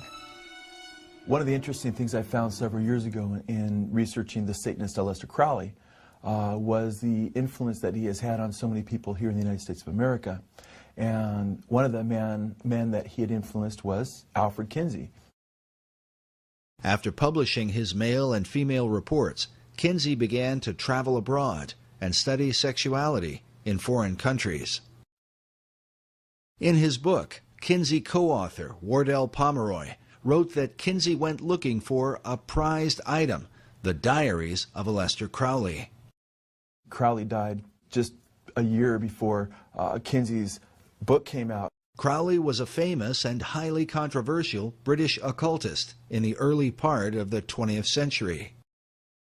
His sexual exploits in bizarre and sometimes deadly satanic rituals had been exposed in the London newspapers. He also talked about taking a virgin and having sexual relations with her, and then upon a climax to actually murder her, cut her in 6 pieces, and put the names of the various demon gods on those 6 limbs, those 6 parts of her body. Taking the name for the Antichrist in the Bible, Crowley called himself the Beast 666. His famous saying was, "Do what thou wilt shall be the whole of the law," by which he justified all forms of immorality. Crowley had a sex temple and had practiced group sex and orgies and what have you, and so-called sex magic. Crowley was into pedophilia. He was into justifying his pedophilia. In fact, he had said, "Let me seduce the boys of England." He wanted to seduce them, and then he starts talking about sodomy and it should be acceptable. So, I mean, it was quite shocking, especially back then. Pomeroy wrote that Crowley was called by Lord Douglas the wickedest man who ever lived, and his sexual history alone was enough to earn him the title he gloried in, the Beast. Crowley kept a diary up to his death. 2 weeks after Kinsey tracked down these papers in England, he found himself in the temple that the Beast had founded in Sicily. Kinsey is pictured here inside Crowley's temple, known as the Abbey Thelema, where he performed his satanic rituals. On the wall is a picture of Crowley himself, while across from Kinsey is another man named Kenneth Anger. Anger was a close acquaintance who appeared in some of Kinsey's sex films, made in the attic of his Bloomington home. As an avant-garde filmmaker, Anger was deeply involved in the occult. He directed films with titles such as Lucifer Rising and The Invocation of My Demon Brother. Kenneth Anger is a co-founder of Anton LaVey's Church of Satan, and Kenneth Anger also was, had a penchant for younger men, for sure. Bobby Beausoleil was his live-in boyfriend. That's the same Bobby Beausoleil that committed the first murder, killing Hinman for Charles Manson. That was his live-in boyfriend. He played Lucifer in one of his occult movies that extolled the virtues of Aleister Crowley's magic and what have you. In this image from one of Anger's films, we see Bobby Beausoleil, who would later become one of Charles Manson's killers. He's standing next to a doorway with Crowley's maxim, "Do what thou wilt," painted on the door. A phrase that certainly fit with Kinsey's own view of human sexuality. Pomeroy even admits that Kinsey loved Crowley's writings, including specifically mentioning some of his homosexual erotica. One of his books called White Stains. Kenneth Anger is quoted saying that Kinsey was obsessed with obtaining the great beast's day-to-day sex diaries. To obtain grant monies and maintain the support of the university, Kinsey needed the excuse of research to validate his 24 hours a day obsession with sex. However, Kinsey's battle cry of "do your best and let other people react as they will" seemed a variation on Crowley's "do what thou wilt" maxim. An older Kenneth Anger is pictured here, with the name Lucifer tattooed on his chest. So important was Anger's relationship with Kinsey that to this day, the Kinsey Institute Library features a Kenneth Anger collection with an archive of Anger's films as well as the correspondence between him and Alfred Kinsey.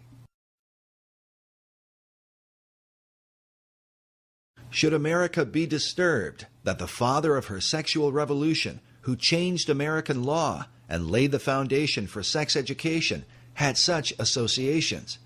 If America continues to be influenced by Kinsey, what will it mean for her future? What Kinsey discovered at Crowley's mysterious abbey might provide a clue. Pomeroy writes that Crowley's curious magnetism drew people from all over the world, who came and became his sexual slaves. Some of these women left their husbands to enter the temple.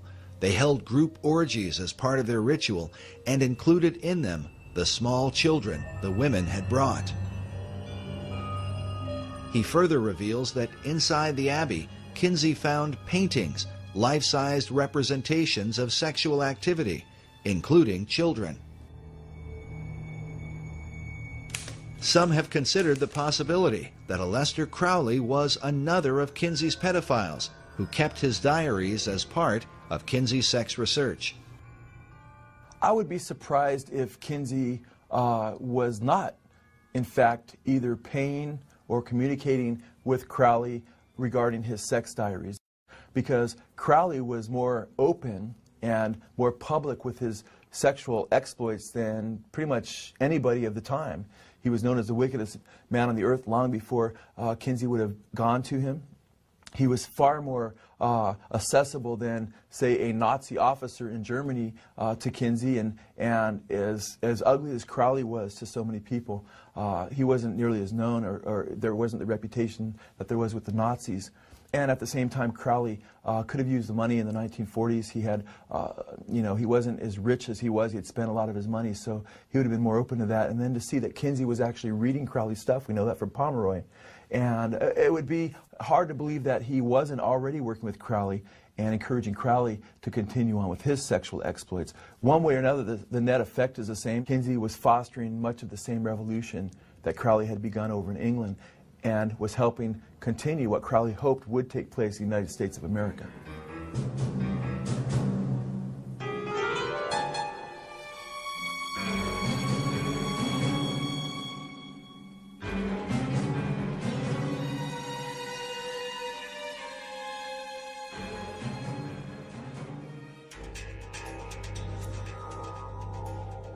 Mass media seems to have always been on the side of Kinsey and his philosophy.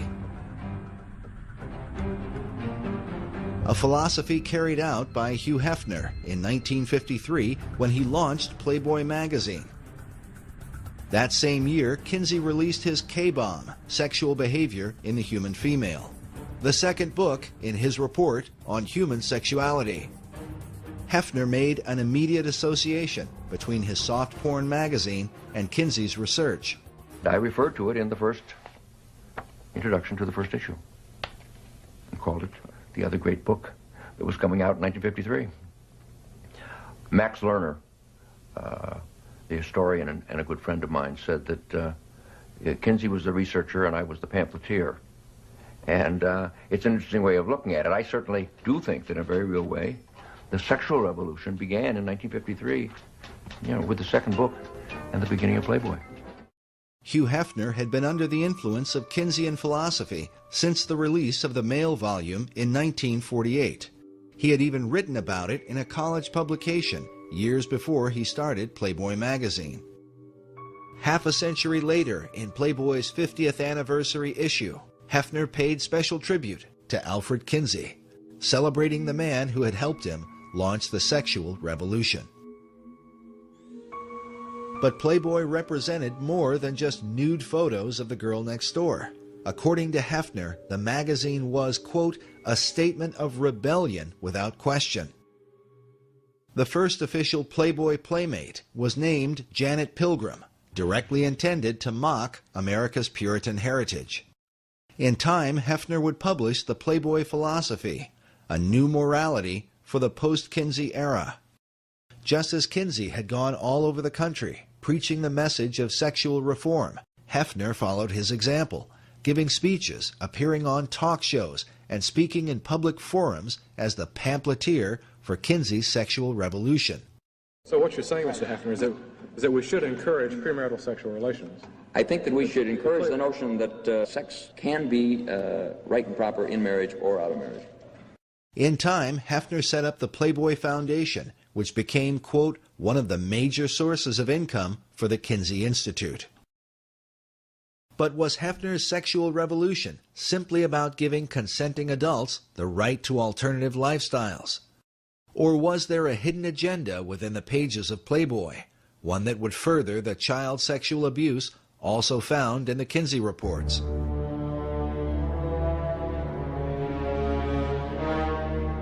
In 1983, Dr. Judith Reisman was appointed by the Juvenile Division of the Department of Justice to investigate the images in Playboy, along with Penthouse and Hustler magazines. The reason for the study was due to the rise of violent sex crimes committed by young adults against even younger children. Those who were committing these crimes were often found to have copies of Playboy and Penthouse magazines in their possession. But what could be in these magazines, often thought to be harmless, that would compel young teenage boys to commit violent sex crimes against other children?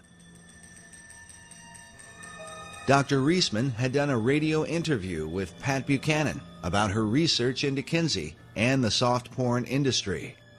Soon after, she was contacted by the Department of Justice as part of a joint effort with the FBI.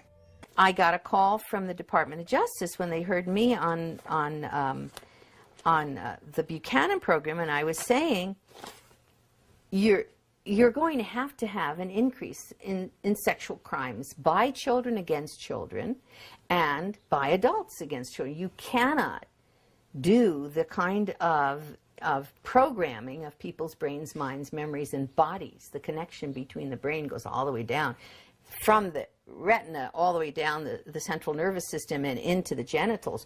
You can't show people those kinds of pictures and arouse them in that way and not think that they're going to act out either positively on somebody who agrees or negatively on somebody who doesn't agree.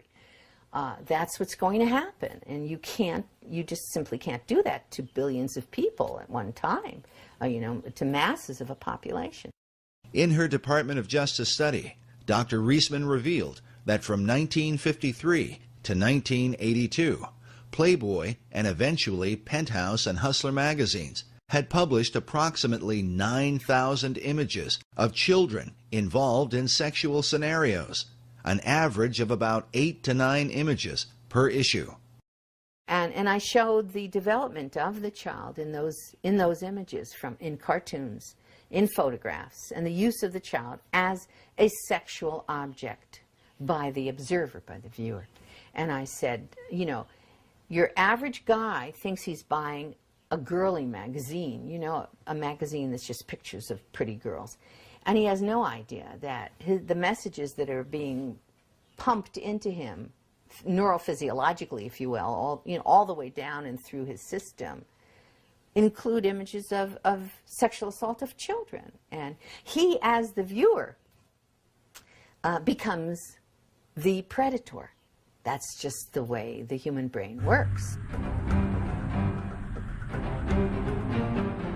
The following are images from Dr. Reisman's presentation at the FBI Training Center in Quantico.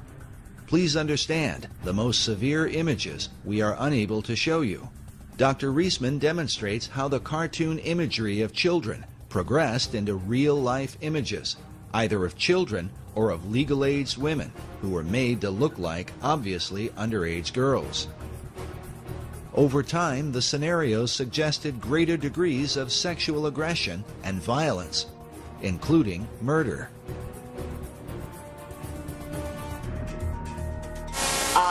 That cartoon says, can you read it? Well, anyway, it says, thank you, good night, Betty Lou, thanks for a really swell evening. Now here, we do see the penis. One of the few cartoons that we have the male penis. Of course, it appears that the gentleman has murdered Betty Lou. She's tied up in one of these leaf bags. Now, I will challenge any of you in the next week or 2 weeks or month or 2 months or 3 months to drive along a road and see a garbage bag tied up like that, a leaf bag tied up like that, and not somehow flash back to this kind of fantasy image. Now, for you, it may not be a problem, but we have reason to suspect that for some publics, that kind of continual flashback in our subconscious constitutes a real problem.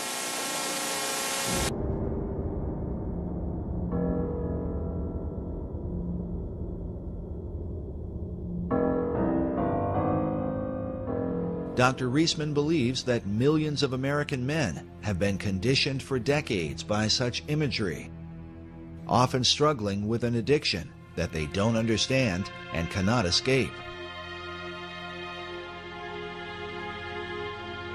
The addiction to porn has now been handed down to America's children, giving their young minds a perverse view of reality and of the relationships between men and women.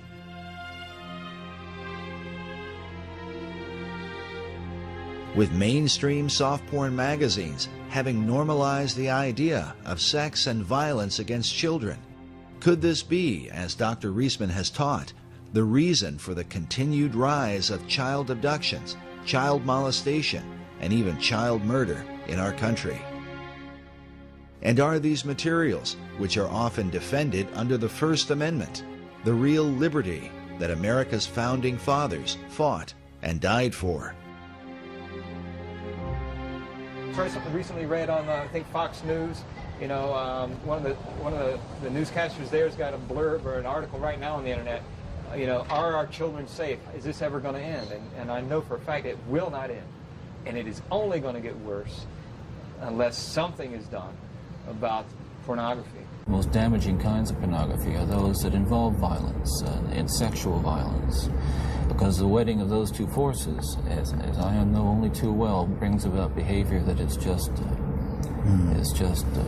too terrible to describe. After seeing her presentation at their training center at Quantico, the FBI ordered all copies of Playboy and Penthouse magazines to be removed from the FBI Post-Exchange. A similar reaction occurred with the Southland 7-Eleven Corporation, which had been a major distributor of Playboy and Penthouse. But in 1986, after seeing Dr. Reisman's presentation, the 7-Eleven chain refused to carry the publications, costing the soft porn giants untold millions in annual revenue.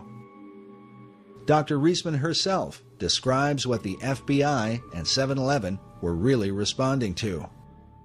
That what they were getting in their house, what their sons were seeing, what the uncles were seeing, what the boyfriends were seeing, was how to sexually abuse a child and laugh about it.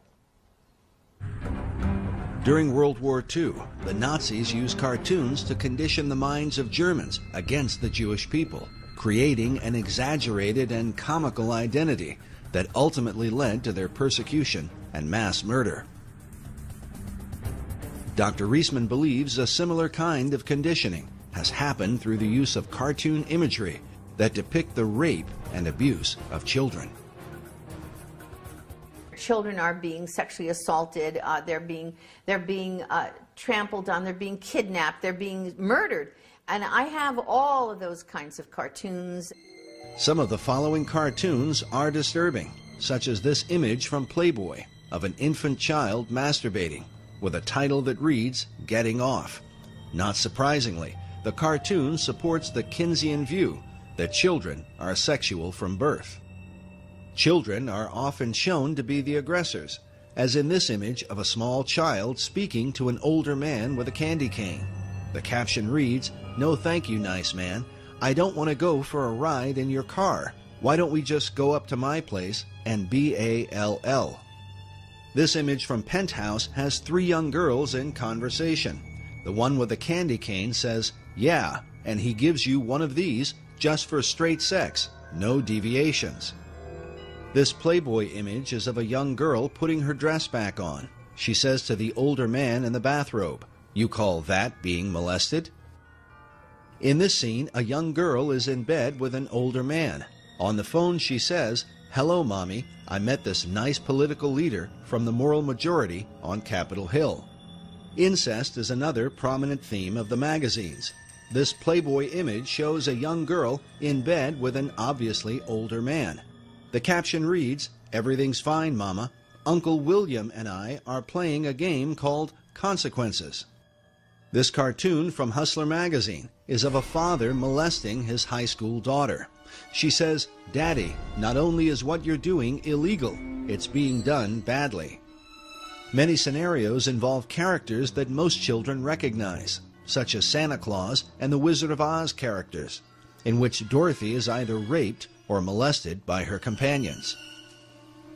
In this cartoon, the Santa Claus has an ecstatic look on his face because the little girl sitting on his lap has her hand inside his pants. In this one, the Santa Claus has his pants around his ankles as he rapes an obviously frightened little girl on his lap. The Santa images become especially violent, even bloody, such as this one, where the Santa character has just murdered a child with a machine gun. The child's bloody body lies on the floor. The caption reads, "That'll teach you to be a good boy."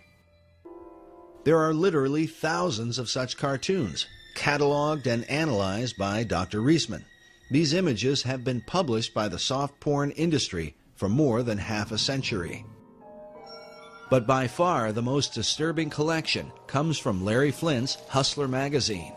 For years, Hustler published the cartoon Chester the Molester. It's part of a series in which this man was attacking children. The classic Chester cartoon is this one, where Chester sits naked in a chair with 3 young girls who have obviously been kidnapped, bound, and raped. The caption coming from the TV reads, "It is 11 o'clock. Do you know where your children are?" Dr. Reisman believes that because of suggestive imagery like this, many parents don't know where their children are. Sadly, some of them will never see their children again.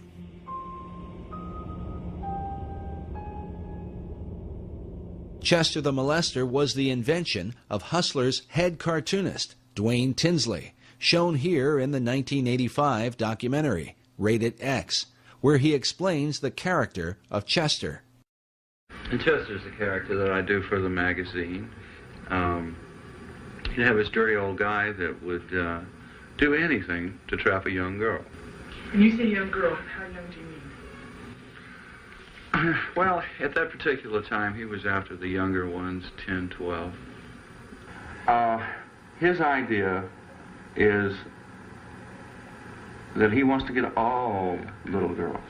Look again carefully at this disturbing image, where Chester is writing information on a notepad, almost as if he were recording data like one of Kinsey's pedophiles. First of all, if he's going to trap a little girl, you know, the idea for him would be to knock her out or something. I don't know. I mean, he didn't have to actually use a club or a bat. He could have smacked her, but just the idea of the bat is a little goofier, would better than a baseball bat. I mean, it was just always with him. He was going to hit the little girl over the head with a trapper, hit the little girl with his club, and drag her off to his lair, as it were. Whether she was going to have fun or not, it was never established. This same attitude seems to have carried into Tinsley's own life. 4 years after appearing in this documentary, Tinsley's daughter would testify in court that she had been repeatedly raped by Tinsley himself. In 1989, Dwayne Tinsley was tried and convicted as a child rapist, in part because of the research on his work done by Dr. Reisman. There's just no question at all that those cartoons that we showed, that they showed the jury, were absolute evidence of the crimes he had committed on his daughter, as testified by his daughter. During the trial, the jury was shown one of Tinsley's cartoons, which depicted a father molesting his teenage daughter. The caption reads, "Gee, I'd love to go to the drive-in, Tommy, but my dad has some, extra household chores for me tonight." In court, Tinsley's daughter claimed that her father showed her this cartoon and said to her, "This is you and me." The Associated Press reported that Tinsley often said, "You can't write this stuff all the time if you don't experience it." There's no normal human being that can draw those things, that can put that kind of idea out there to the public, who is not experiencing that themselves. No, that's just not going to happen. But Tinsley was not alone. His employer, Larry Flynt, was also accused by his daughter, Tanya Flint Vega, in her book, Hustled, in which she claimed that her father used the Chester the Molester cartoons to introduce her to the idea of sex, and then raped her when she was only 9 years old. Like many pedophiles, Larry Flynt was never charged with a crime and openly denied his daughter's allegations. Even Hugh Hefner is said to have been guilty of statutory rape. According to biographer Russell Miller in his book, Bunny, The Real Story of Playboy, Hefner himself enjoyed making love to a schoolgirl who had attended his daughter's Sweet 16 birthday party. Miller's evidence was based on the testimony of the staff that worked in the Playboy mansion at the time. As with Larry Flynt, Hefner was never charged with a crime.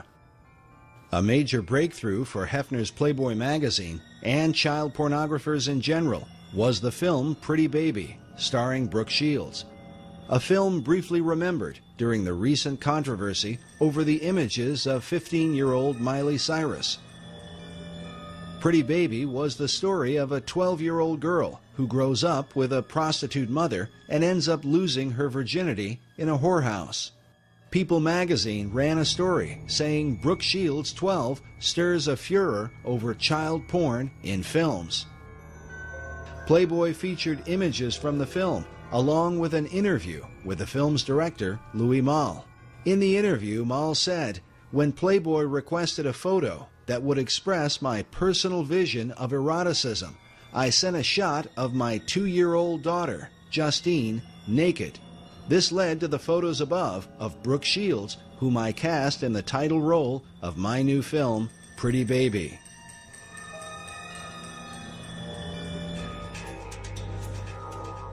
As early as 1971, Reader's Digest published an article titled "What Sex Offenders Say About Pornography."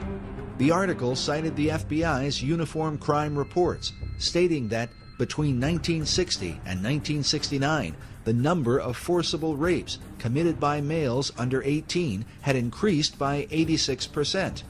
It could be concluded that some force impelling towards sex crime has been operating on younger males in the United States. The period described by the FBI was one in which Playboy magazine had been the principal form of widespread pornography in America, especially the kind that would find its way into the hands of underage males.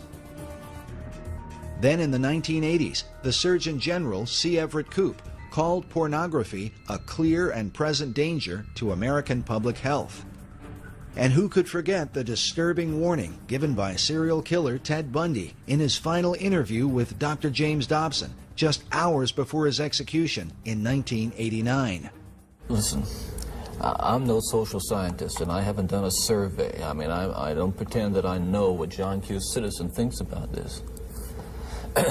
But I've lived in prison for a long time now.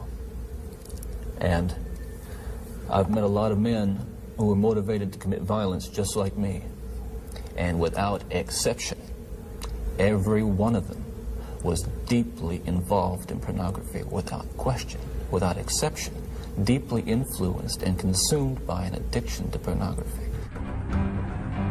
Despite these warnings, the so-called soft porn industry has been normalized in America, partly because some of the most powerful social and political leaders of the last half-century have given interviews and appeared in these magazines, helping to make them part of America's mainstream. Perhaps most famous was Jimmy Carter's Playboy interview in 1976 as a presidential candidate. While ultimately considered a political blunder, it undoubtedly sent a message of acceptability to the up-and-coming generation, to those who, in time, would end up running the country. As such, what sort of decisions would they make on behalf of America's women and children? It is also important to consider that the warnings from Ted Bundy and the Surgeon General were given years before the widespread use of the Internet, where today pornography is available to the masses like never before in history.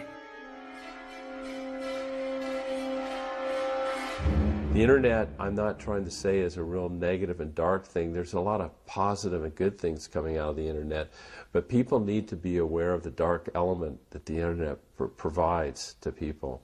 And it's in a very private, secret place, so people can keep can be anonymous. Whereas, 20, 30 years ago, to go to a porn shop, you'd have to go to a seedy part of town and people would recognize you. It's not that way anymore. It comes right into your house. And that's why I think it's so dangerous. The idea that pornography doesn't really hurt anyone is a fallacious argument. How many marriages, how many tens of thousands, perhaps millions of people are hurting in their relationships because of pornography?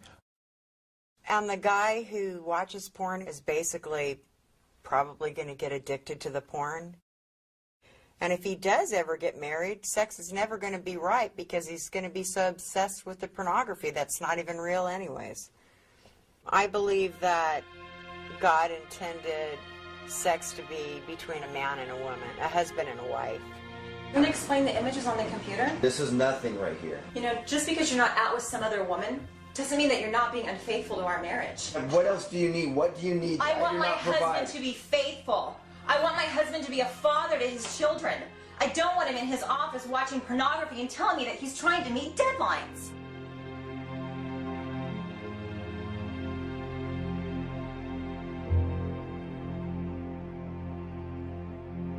It's said that the greatest myth about pornography is that nobody gets hurt.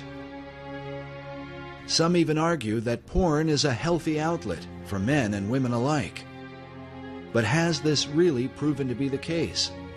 Or does an addiction to porn create a kind of shadow person, someone who ends up leading a double life? One that the rest of those in his world can only wonder about. And when his dark secrets are finally brought into the light, what will be revealed?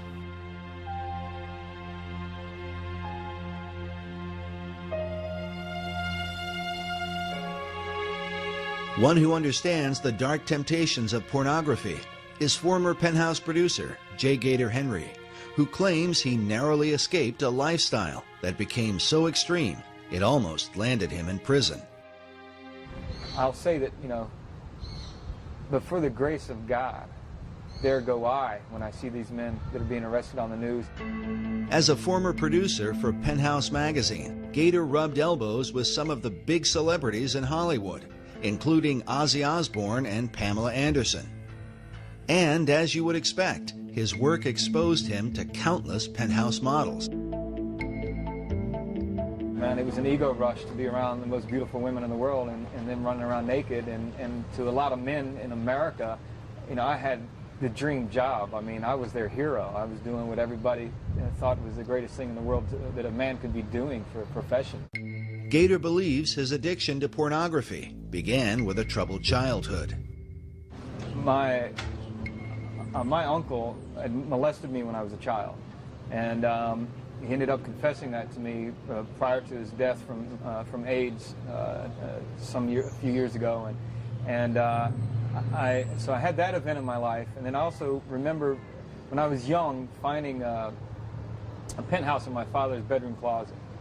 And boy, I thought that was the greatest thing since sliced bread when I found that thing. And you know, when you're at that age and everything else, and so I immediately was hooked on the whole thing. So it's kind of interesting that everything turned around and ended up working for Penthouse. And pornography, especially printed pornography, people think that Penthouse or Playboy or whatever is innocent. And I'm here to say that it's absolutely not. Having also a drug past myself, marijuana, as marijuana is a stepping stone in the drug world, Penthouse magazine or Playboy magazine is a stepping stone in the porn world. You start there, it's not going to end there. Gator claims that the steps on his journey through pornography led him into deeper and darker levels of perversion. Eventually, he found himself on the brink of criminal behavior. It got so bad where I would get on the internet. Again, I was just consumed. The ages of the girls I was looking at, in order for me to get the rush and to get that tingle, that buzz that I wanted to get from the sexual side of it, what happens is you start looking at younger and younger images, younger and younger pictures of girls. And what happened for me one day was, the thought just slammed to me that I probably have done things and probably had images on my computer at that time that could put me in prison. I look at these men who abduct these young girls and they molest them and kill them, bury them alive or whatever they do, stab them multiple times and stuff. And I know that those men, like me, they didn't wake up. They didn't start off. They didn't grow up as little boys saying, oh, my ambition in life is grow up to be a child molester and killer. And I know for a fact that everything in the marrow of my bones, because I've been there, I've walked and lived it, that pornography took them to that place where just your average Joe comes to a place in his mind and in his being where he's so consumed with that fulfillment of that lustful thought and pleasure, with that thought that he has to fulfill it. And the fantasy becomes so overpowering and so all-consuming. And those are the guys that go out and take these girls.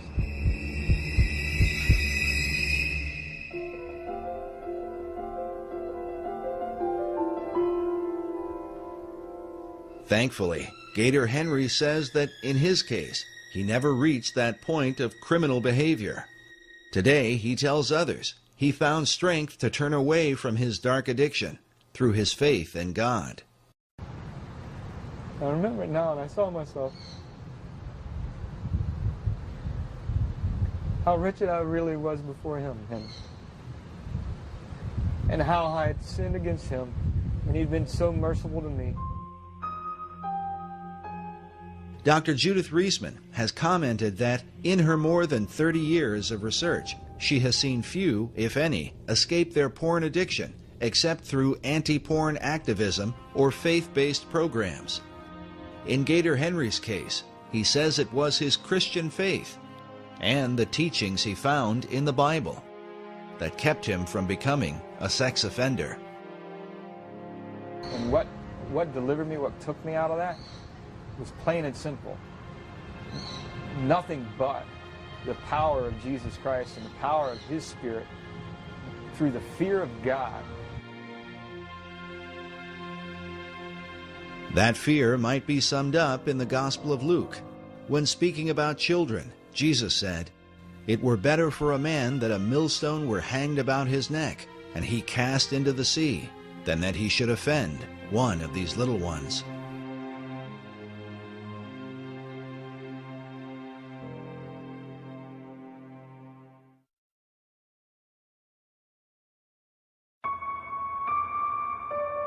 In 1994, an underground film was released titled Chicken Hawk: Men Who Love Boys.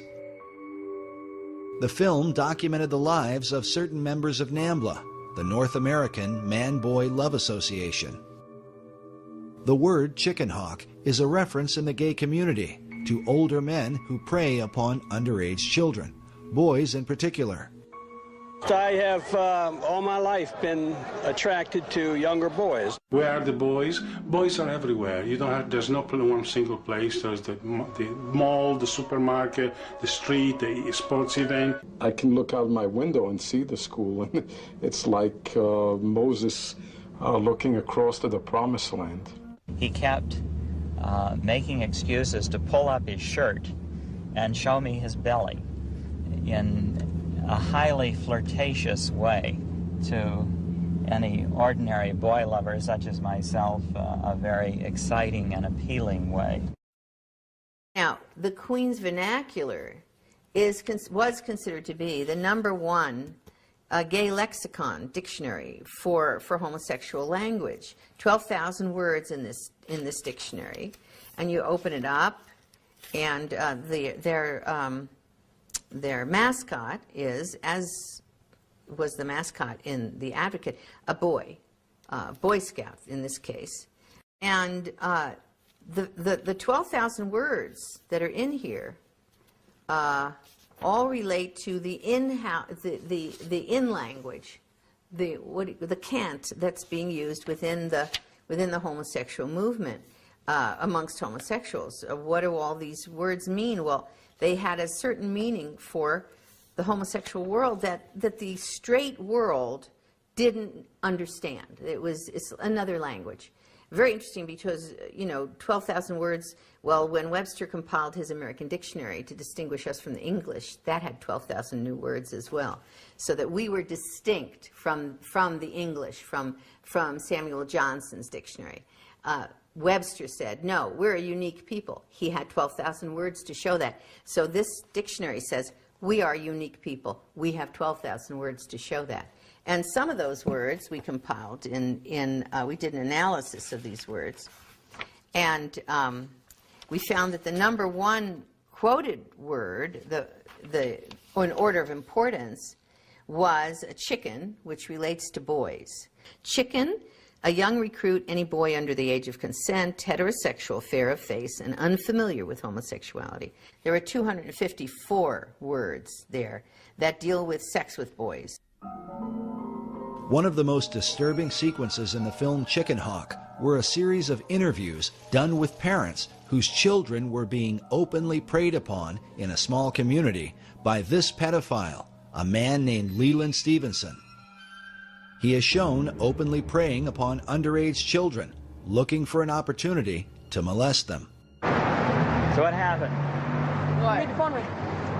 Oh, you made the phone ring? Oh, well, let's see how you did that. Oh, geez, you're just tired.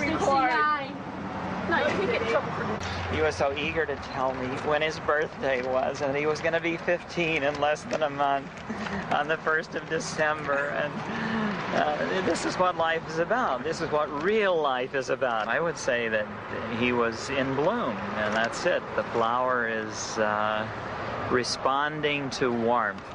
That is, I as a human being am bathing him in a certain kind of celestial warmth. The frustration of the parents interviewed in this film is not unlike that of parents across America who live in fear of seeing their children violated by sexual predators. I'd probably kill him. Honest, I probably would, if he would have bothered my kids. They prey on these children and how they can stand up and tell people what they believe in and that there's nothing that you can do about it. I don't understand our judicial system, that's for sure. Chicken Hawk, Men Who Love Boys, stands as a powerful indicator of the damage done to America in its post-Kinsey era. We remind the audience that the group NAMBLA, who are the focus of this film, claim to take their inspiration directly from Alfred Kinsey. And while many in the gay community would deny that homosexuality is linked to pedophilia, it is worth noting that the very founder of the gay rights revolution, Harry Hay, consistently advocated the inclusion of NAMBLA in gay pride parades. In fact, here is a photo of Hay marching in a parade with the words, "NAMBLA walks with me," written on his back. Needless to say, Hay had been persuaded by his chief influence, Alfred Kinsey. Like Kinsey, many pedophiles refuse to acknowledge that their sexual involvement with children qualifies as child molestation. Kinsey said some of the most brilliant things imaginable about that. Pedophilia is an almost non-existent kind of crime, and the thing that he hated most about it is that people use words like child molestation. What is that? Nobody knows. Abuse of children? Are they talking about bollocks them against the ear or hitting them with a stovepipe? Are they talking about tickling them a little? Are you talking about fondling? You're going to put fondling and death attacks in the same group? As Kinsey said, by this kind of paranoia, you do the child more damage for life than all the pedophiles in the world would do. Is it true that a vast majority of homosexual men admit to having engaged in pedophilia at some point? Oh, yeah, surely. There's a vast majority of homosexual males are on record within the homosexual literature itself. Even the Advocate admitted to at minimum 21%, and we had up to 70-some% by other homosexual publications and researchers. And one of them, one of the research publications came out of the Kinsey Institute. When we have this high rate of AIDS amongst young men who've been infected as boys, which means that they were basically being sexually assaulted. This is what I consider mass murder when you're talking about thousands of boys who have been molested by men who end up with AIDS. And we have a statement by one of the, in the Advocate, by one of the leaders in the homosexual movement who says, these boys are being used as sex toys. He says, I know that.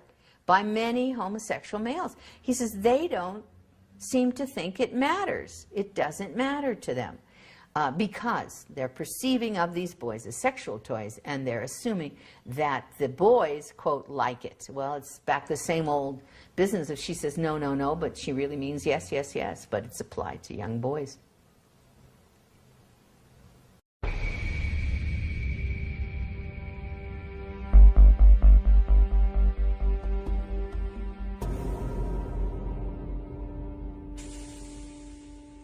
While groups like NAMBLA seem to represent an extreme viewpoint, the reality is that their philosophy is embraced by leading members of the academic community in what is called sexology, the study of human sexuality. From the late 60s and early 70s, both in the US and in the UK, there was what's called a paedophile liberation movement, and this put forward the notion very volubly that it's perfectly all right for men to have, or indeed women, for adults to have, quotes, consensual sexual relationships with children of any age, which is plainly nonsense. But the pedophile liberation movement is still at work in America's academic institutions and includes men who design the thinking behind what is taught in America's sex education programs. You roll it down the penis, and that protects the man when his penis is inside the woman's vagina. There was never any science in all this. It's got nothing to do with science. It's always been political. It's always been people's own sexual perversions that have driven them. And now that drives those sexual perversions into the schoolroom in the form of sex education curricula. Some of the leading pedophile supporters include the late Dr. John Money of Johns Hopkins University, Dr. John DiCecco, Professor Gilbert Hurt, and Dr. Hubert Kennedy, all out of San Francisco University. Perhaps the most influential was the late Dr. Vern Bulla from the Center for Sex Research at California State University, Northridge. Each of these men have either been editors for or have appeared in the Netherlands publication Paidica, the Journal of Pedophilia, a pseudo-academic journal specifically dedicated to normalizing and ultimately legalizing child molestation in society. Also appearing in Paidica was Dr. Ralph Underwager, who is often called as an expert witness in court cases involving child abuse. In his 1991 interview with Paidica, Underwager stated that pedophiles can boldly and courageously affirm what they choose, They can say that what they want is to find the best way to love, an acceptable expression of God's will for love and unity. It may take people being arrested. Revolutionaries have always risked arrest. As alarming as this is, during our investigation, we were surprised at the number of people who seemed to accept the pedophile philosophy. And how do you feel about the issue of child pornography? I kind of think that it probably doesn't make sense in the same way that nothing else makes sense, but unlike a lot of people who just have this visceral reaction to it, I kind of feel like if people are having sex and if they just want to do it, you know, openly, it really shouldn't make a difference what age people are. It's our strict laws that result in so many of these kids being killed by child molesters because they're so afraid of what would happen to them if they get caught. It's a direct result of our stringent laws. I mean, I think everybody's got to be broken in somehow, you know, and ever since the dawn of man, it's been a normal thing where people, when they're young and don't know anything, get broken in by somebody. If they're old enough to bleed, it's all good, as far as women are concerned. Today, the two leading institutes that promote pedophilia are the Kinsey Institute in Bloomington, Indiana, which receives more than $700,000 a year in taxpayer funding, and in San Francisco, the Institute for the Advanced Study of Human Sexuality, a private institution founded by Kinsey's homosexual lover and co-author Wardell B. Pomeroy. Despite its storefront appearance, the Institute is said to be the Harvard University for all human sexuality training.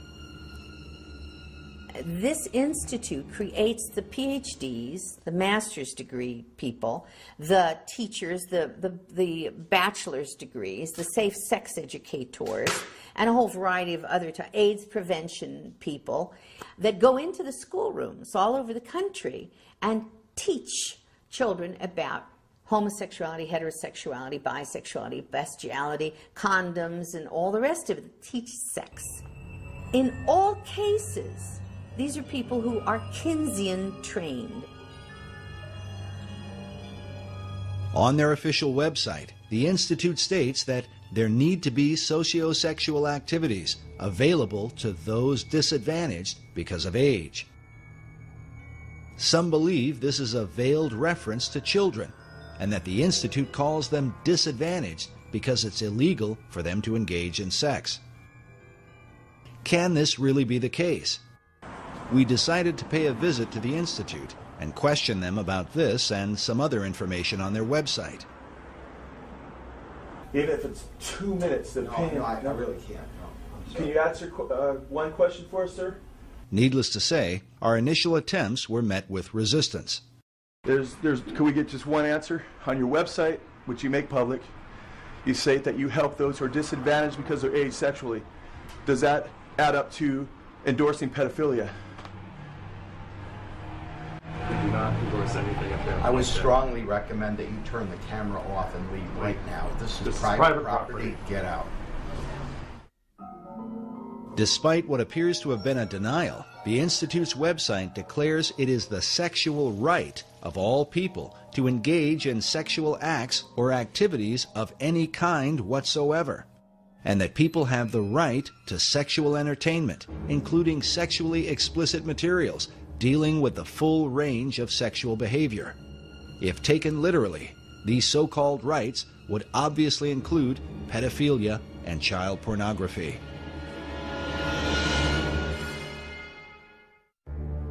Beyond all this, the Institute's founding director, Wardell Pomeroy, wrote the book, Boys and Sex, in which he promoted the idea of boys having sex with animals, such as a dog, a horse, or a bull. Pomeroy also stated that incest between adults and younger children can prove to be a satisfying and enriching experience. But the influence of Pomeroy's Sex Institute goes even beyond the academic community and into America's churches. The line from Kinsey to the current destruction of the Catholic Church is very direct. In the past 4 years, more than 180 people have come forward claiming they were sexually abused by priests in this area over the past 60 years. Consider this raw data. A survey commissioned by the U.S. Catholic Church found more than 10,000 allegations of sexual abuse involving more than 4,300 priests and deacons. The harm done to trusting families is immeasurable and was perhaps most powerfully captured by filmmaker Amy Berg in Deliver Us from Evil, a documentary about a child-molesting priest and the anguish he brought to countless children and their parents. I feel betrayed by the church. The church has betrayed me and my family, and they destroyed it. When the Vatican II comes through and the whole notion of liberalizing the church emerges, this group of sexologists or psychologists who are trained by them go into the clergy, goes into the Catholic Church to help decide who makes a good priest. They throw out all the Orthodox applicants, and people who kind of are unsure or who are very sure, who are rather homosexual or something, they get put through.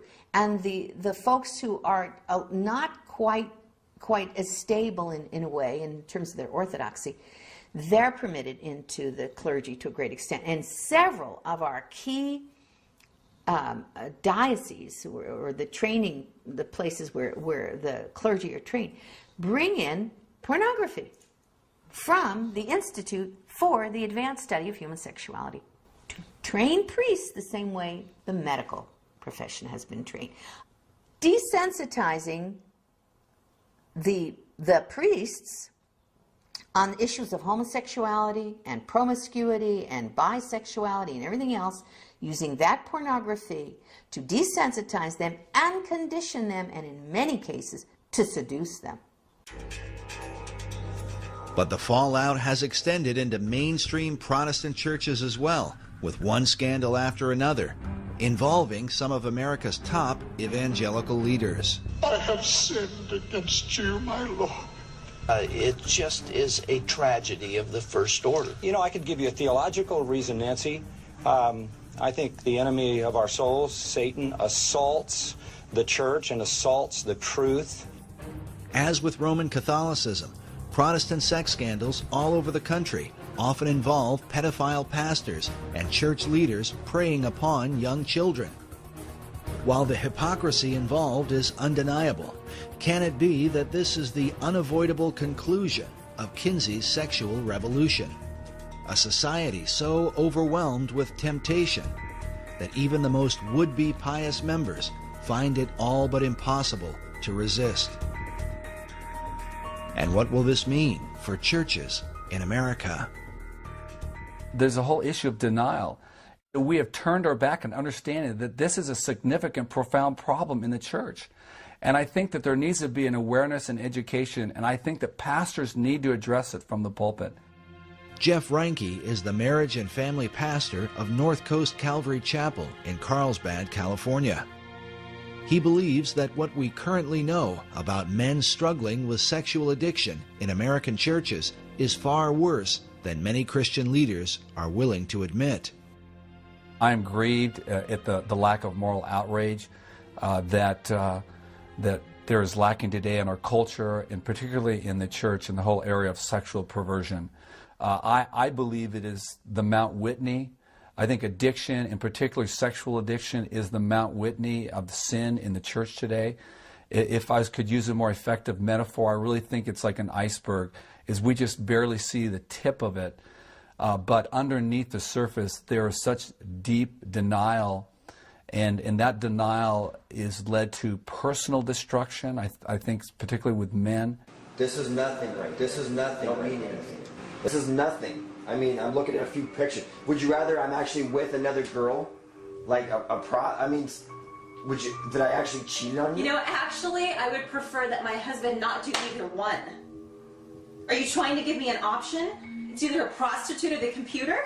There's not a week that goes by in my own counseling practice that I am not counseling a couple that I don't get a phone call or an email in regards to sexual addiction. I had a wife whose husband is a lawyer in the area, and she's filing for divorce. For the last 6 years, he's been caught in prostitution, in pornography, in striptease centers and so forth. And she asked me this question.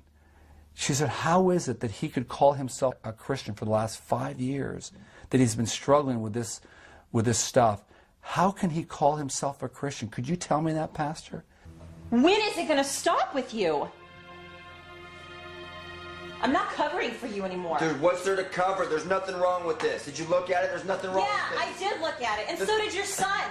Yeah, so what? What kind of a father have you become? Now you're going to talk about me being a father? It's going to stop, and it's going to stop now. It already stopped. That's what you said months ago. What kind of marriage is this? You know, it's one thing that you make me feel like I'm not even your wife, that I'm worth nothing, that you have to look at magazines and porn. What do you expect from me?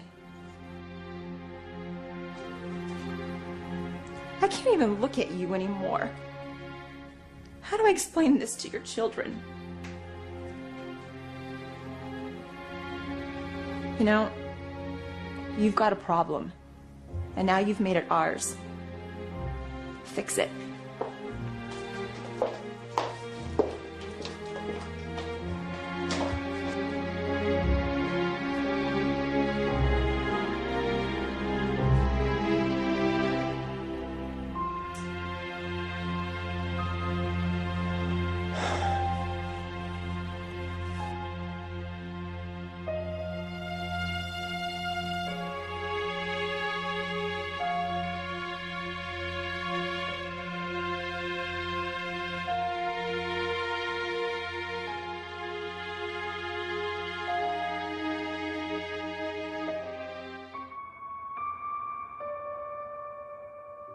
With so much devastation affecting America at many levels, the question is, why hasn't something been done about Kinsey's dark legacy?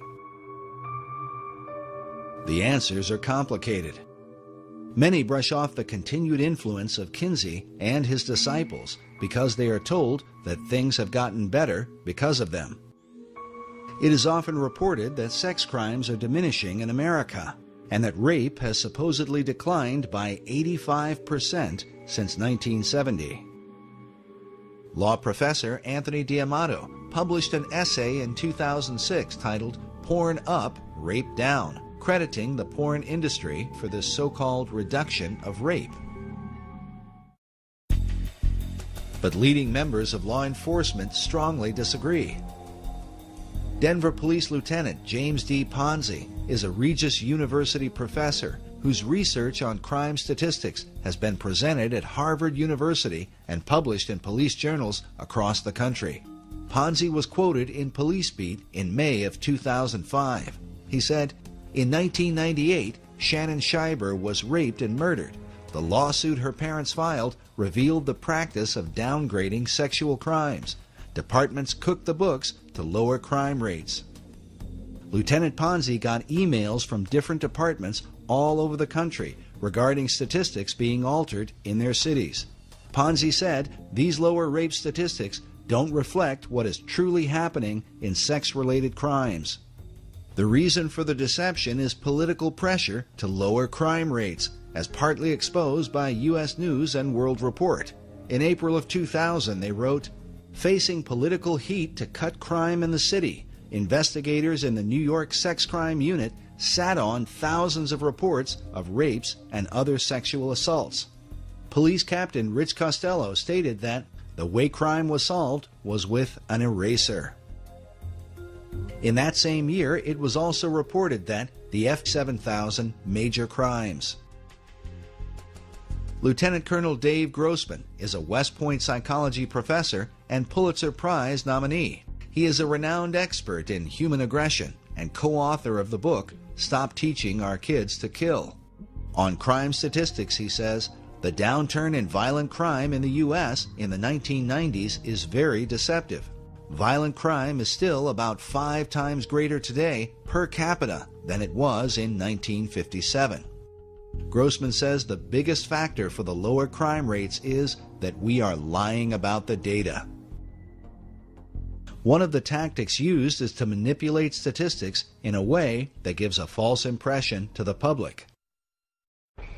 For example, at the beginning of this film, we told you that some 58,200 children are abducted each year by non-family members. This report from the Department of Justice goes on to say that only 115 of these are stereotypical kidnappings.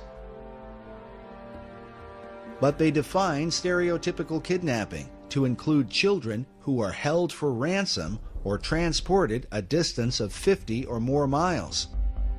The report goes on to say that of the 58,200 children abducted, about half of the victims were sexually assaulted. While most people will be left thinking only about 115 kids, the reality is that at least 29,000 children are kidnapped and raped in America each year. The report also says that this is an underestimate. Researchers like Lieutenant James Ponzi, who we spoke with during our investigation, believe that the real number is much higher than anyone is able to document. As parents and guardians, we should consider again carefully the words of former prosecutor Ann Bremner. And we also see in a lot of these kidnapping and death cases recently by sex offenders that your child can be lost in just an instant. So I think you have to be vigilant at all times. Be vigilant at all times.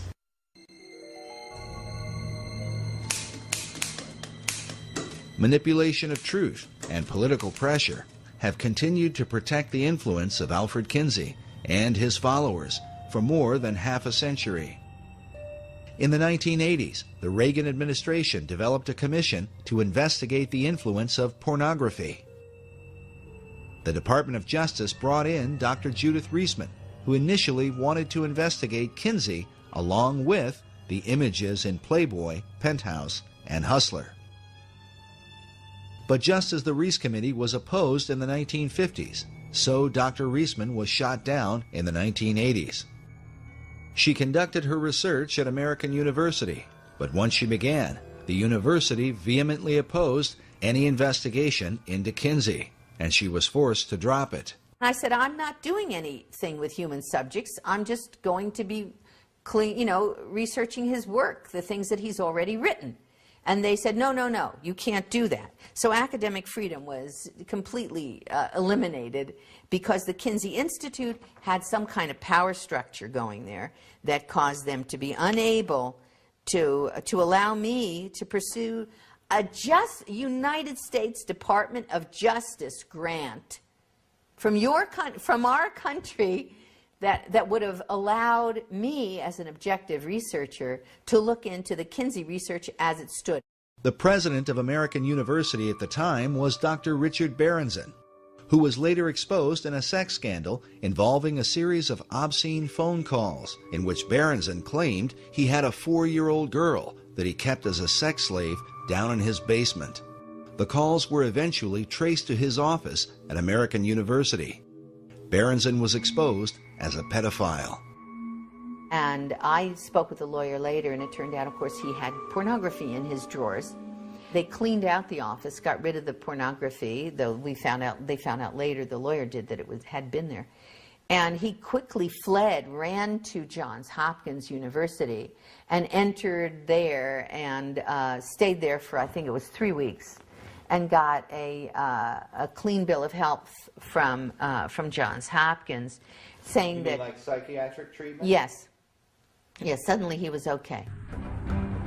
But political opposition came not only from American University, but also in Washington, D.C., over the analysis of Playboy, Penthouse, and Hustler. As a result, Dr. Reisman was forced to publish her report independently. The FBI and 7-Eleven took notice, as we mentioned earlier, and that's when the soft porn giants fought back. In her book, The Powerhouse, journalist Susan B. Trento documents how Playboy and Penthouse magazines hired a Washington-based PR firm named Gray & Company to create a media blitz that would discredit Dr. Reisman and the entire Reagan Commission on pornography. She writes that dealing with Judith Reisman was not difficult. Since Reisman was without political savvy and lacked allies, she made a most appealing target for discrediting.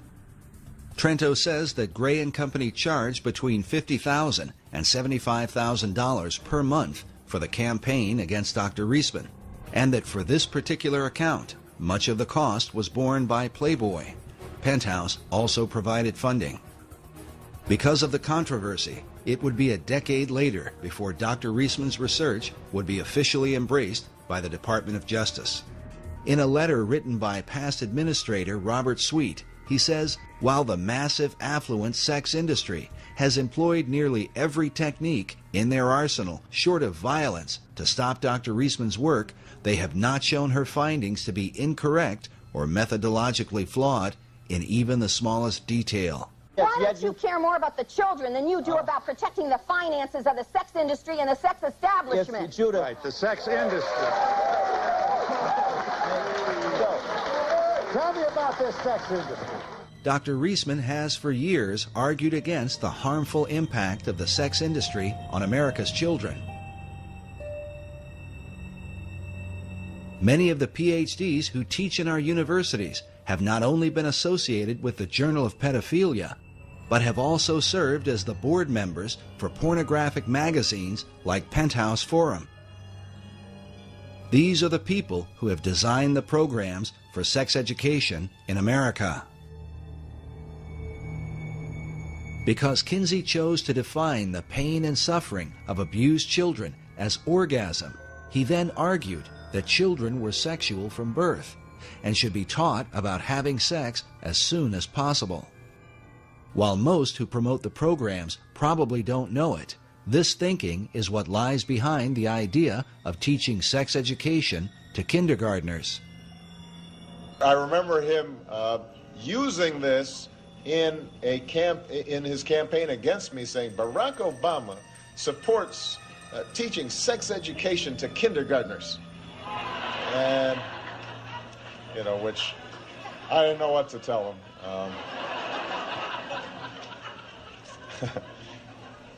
But it's the right thing to do. To provide age-appropriate sex education, science-based sex education, science-based sex education in the schools. Remember that this science-based sex education begins with the so-called scientific data gathered by Kinsey's pedophiles and recorded by him in his sex reports. Something that Kinsey's followers continue to insist is relevant in teaching our children today. The specific findings about these children are totally irrelevant to modern sex education. Consider again this image of a teacher showing what appears to be 6- and 7-year-old girls how to use a condom. Who will this 7-year-old be using a condom with?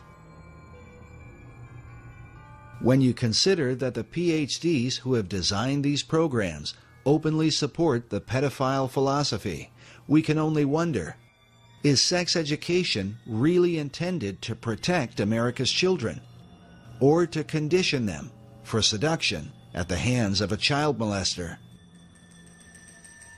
Why are America's children disappearing? For those who study the influence of Alfred Kinsey, the answer becomes more than clear. The Kinsey Institute continues to lead the way in sex education and continues to be funded by the American taxpayer. Dr. Reisman believes the Institute should come under an official investigation, something she was prevented from doing during her time at the Department of Justice. The Kinsey Institute was so frightened that the truth would come out. That time it was Reinisch, and then later it would be Bancroft, that they threatened lawsuits to everybody, and they pulled out every stop. They put the arm on everyone politically and institutionally. Their Rockefeller grants, their money, their funding from all kinds of other people would be pulled into play to stop Reisman from looking at the information that was right out there, that belongs in the hands of the American public, so that the American public can make their own decisions about whether this is true, whether I'm wrong and I should be sued or put in jail or something, fine.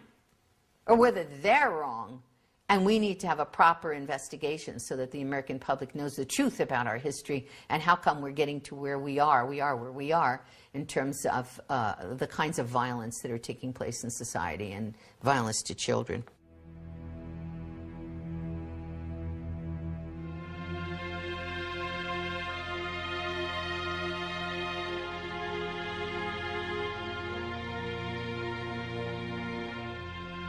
We are told that our founding fathers went to war so that America might be free. But how they would respond, we can only wonder, if they could see our country today and witness how we now define that original liberty for which brave men fought and died.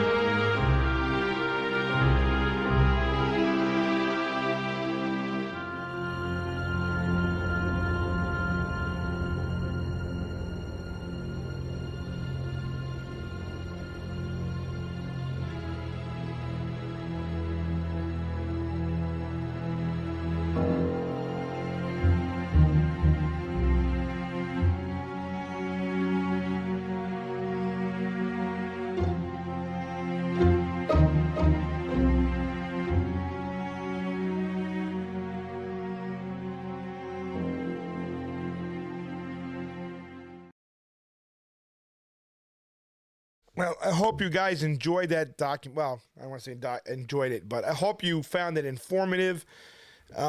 Because again, there's a lot of information that they don't want you to know.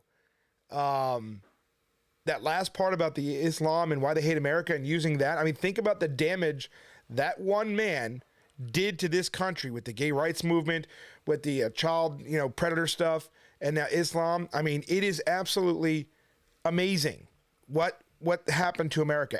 And we're still paying the price for it, for sure. So I hope you guys come back and watch this. I hope you share this video every possible place you could. This video that streamed today is also on our Rumble channel. So if YouTube, for any reason, takes this down or limits the distribution of it, it is on our Rumble channel, which is rumble.com/Christian Journal. So it will be there, and Rumble will not take it down, which is why we tell you guys to make sure you follow us on Rumble as well as all these other platforms, because when they take these platforms down, Rumble will still be there. They do not tend to, they don't tend to take stuff down. So make sure you do follow us there. Make sure you guys are subscribed, because one of the jobs that we do as our ministry here is to inform you. I've seen this documentary many times. I've taken notes on it. I've watched it back and forward, because again, while this may be a 90s documentary. You got to remember the information that they had back then. They don't want you to know that. They discount all that research. Say, well, that was then, this is now. They don't want you to know all of this stuff. You saw how they launched a campaign, Playboy and Penthouse, launched a campaign spending $70,000 to try to stop the woman that was exposing this. And that's why it's important for Christians to understand, that woman, she's a Christian. She's passed away now, but she was a Christian. But, she was on her own. People were afraid to go near her. She was underfunded. She didn't get any money from anybody to do her work, her research, nothing. They launched a campaign, and it took a decade or more for it to get out, and even then it was suppressed because of it. This is why we talk about giving to ministries like ours and whatnot. It's why it's important, because when we're funded, when we have the ability, we don't need to rely on all these other platforms that suppress the truth to get the information out there. Part of our job is not only open air preaching, but it's also to make sure that we have information available for everybody. Because you got to remember, Facebook and all them, they don't want you to have the truth. They want to censor one side of it and only push one narrative. And that narrative is that love is love, that Christians are hateful, we're bigoted, blah, blah, blah, blah, blah, blah, blah. That's not the truth. So we need a way to get this information out without relying on them. Because most people nowadays get their news on TikTok and Facebook and Instagram. That's just the reality. So if you want to help support the Christian Journal and everything that we do with stuff like this, we're going to be doing another documentary next week on John Money. You don't want to miss that one either. So make sure you are subscribed to our channel, youtube.com/Christian Journal at Christian Journal Media, rumble.com/Christian Journal. Make sure you have your notifications turned on. Even if you had them on before, double, triple, quadruple check. Make sure you got all notifications enabled so that when we go live or upload a video or what have you, you will be able to get notified. Make sure you have the christianjournal.net website bookmarked. I talked to my developer. I finally got an answer back to do everything we need to do with the website and get it, get the app done. It's $700 is what he told me. That's to get everything working, to get everything functional, to get everything, app in the app stores. Notifications in the apps, $700. And if you guys want, because again, we do know that people out there say, oh my gosh, whatever. I will show you directly from him real quick. Remember I showed you last time. He said, can you let me know your budget? I said, I don't know. Hurry up. It's working. Updating message. Man, it's taking forever. Okay, it's much work. So maybe 700 would be good. And I'll show you this for yourselves. This is what he said. Because, can you guys see that? 700 is what he said. To do it. So we'll have that. We're going to build a community section on there. That's our goal, is so that we can get information out without relying on these platforms. If you want to help us with all that, you can do so on our website, christianjournal.net/support. We also have Venmo at Christian Journal and Zelle, rpenkoski1@gmail. It's in the description of the video. It's also scrolling on the page right now. I didn't have it on during the documentary because I didn't want to take away from that with a banner on the bottom. I wanted to make sure that information was out there before anything else. I have a whole writing on this, Kinsey, and what he did and how it relates. I'm going to put that in Christian Journal as well. There's just a lot of work to do, guys. But if you do want to help, like I said, we're going out next week preaching, traveling. We're going to be traveling to Kansas. We're going to be traveling to, where else are we going? Abilene, Lubbock, Amarillo, Milwaukee, Chicago. So we really need a lot of help in this. This is not a time to be cheap or miserly. Again, I know people tend to hop off with that, and that's okay, because we're looking for the people that want to help, not the ones that just, want to take but not give. So if you can help out and you want to support what we do as a ministry, what we do as Christians, what we do as people that are trying to get information out there to understand and wake people up and go beyond prayer, you can do so. And believe me, it's needed quite a bit. You don't even know the half of it. And one day we'll tell you all this stuff, but I don't feel led to right now. But just know that every bit helps. Every dime makes a difference. christianjournal.net/support, Venmo at Christian Journal, and Zelle, rpenkoski1@gmail. Again, if you got something out of this, make sure, I know it's a long documentary, but it's a lot of information. A lot of good, solid information that's not outdated, no matter what anybody says, because that is where it started. Okay, the hatred for America by Islam started there. The gay rights movement started there. The reason why pedophiles keep getting out of jail started there. That's the root cause. And you can see who funded it. Playboy, Penthouse, all these perverts, Nazis. This is who's behind this movement. It is Satan himself, okay? That's doing this. That's feeding this. So this is, again, it's important to know where the roots are, because I believe it better arms us to deal with this. So thank you guys again for staying. It was pretty consistent all night with people watching. So thank you. Watch it again. Watch it 3-4 times. Make sure you share it. Make sure you give a thumbs up. Make sure you go ahead and leave a comment so that everybody knows how informative this is, so that people know where this started. Because, again, this is the truth they don't want out there. Again, you guys, thank you for joining us. Appreciate y'all. Love y'all. What's today? Sunday? I'll be back on Tuesday night. Tuesday, we're doing another preaching, a teaching. Tuesday night's video is going to be called, Does God Love Homosexuals? Now, I know knee-jerk reaction is going to be yes, but stick around. Come back Tuesday night. You might be surprised with what the Bible actually says. And again, with that said, love you. God bless you guys. I will see you guys on Tuesday night. But again, make sure you share this documentary. See you then. I would like to address some of you upcoming street preachers. You have to understand, you're not going to be a pulpit preacher. You're not going to preach in very nice places. As a matter of fact, where God will send you, it's going to be a little bit dirty. Unfortunately, most ministers see their flock dressed nice, looking nice, smelling nice on Sunday, but we see them from Monday through Saturday at any given place. And so that flock is a mess. And you have to understand, when you preach open air, it's not going to be glamorous. Unfortunately, God's going to send you into the filth, the wickedness. You're going to understand why, even at one point, God resented even making mankind. And so you need to count the cost. There's nothing glamorous. There's nothing wonderful and beautiful. It's not, you can forget about being a missionary to Hawaii. If you're going to be an open-air preacher, your hands are going to get dirty, because the field that you're going to plow is filthy. You're going to look at sin in a whole different way. As a matter of fact, if you're a good street preacher, you're going to hate sin. You're going to despise sin. You're not just going to dislike it. You're going to understand why God destroyed Sodom and Gomorrah, and why God destroyed the world with water and flood. And so if you're a young open-air preacher, this is what you're going to have to look up to. This is going to be the field in which you're going to be plowing in.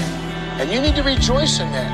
And understand, you're going to be hated, despised, and jailed working in a place like this.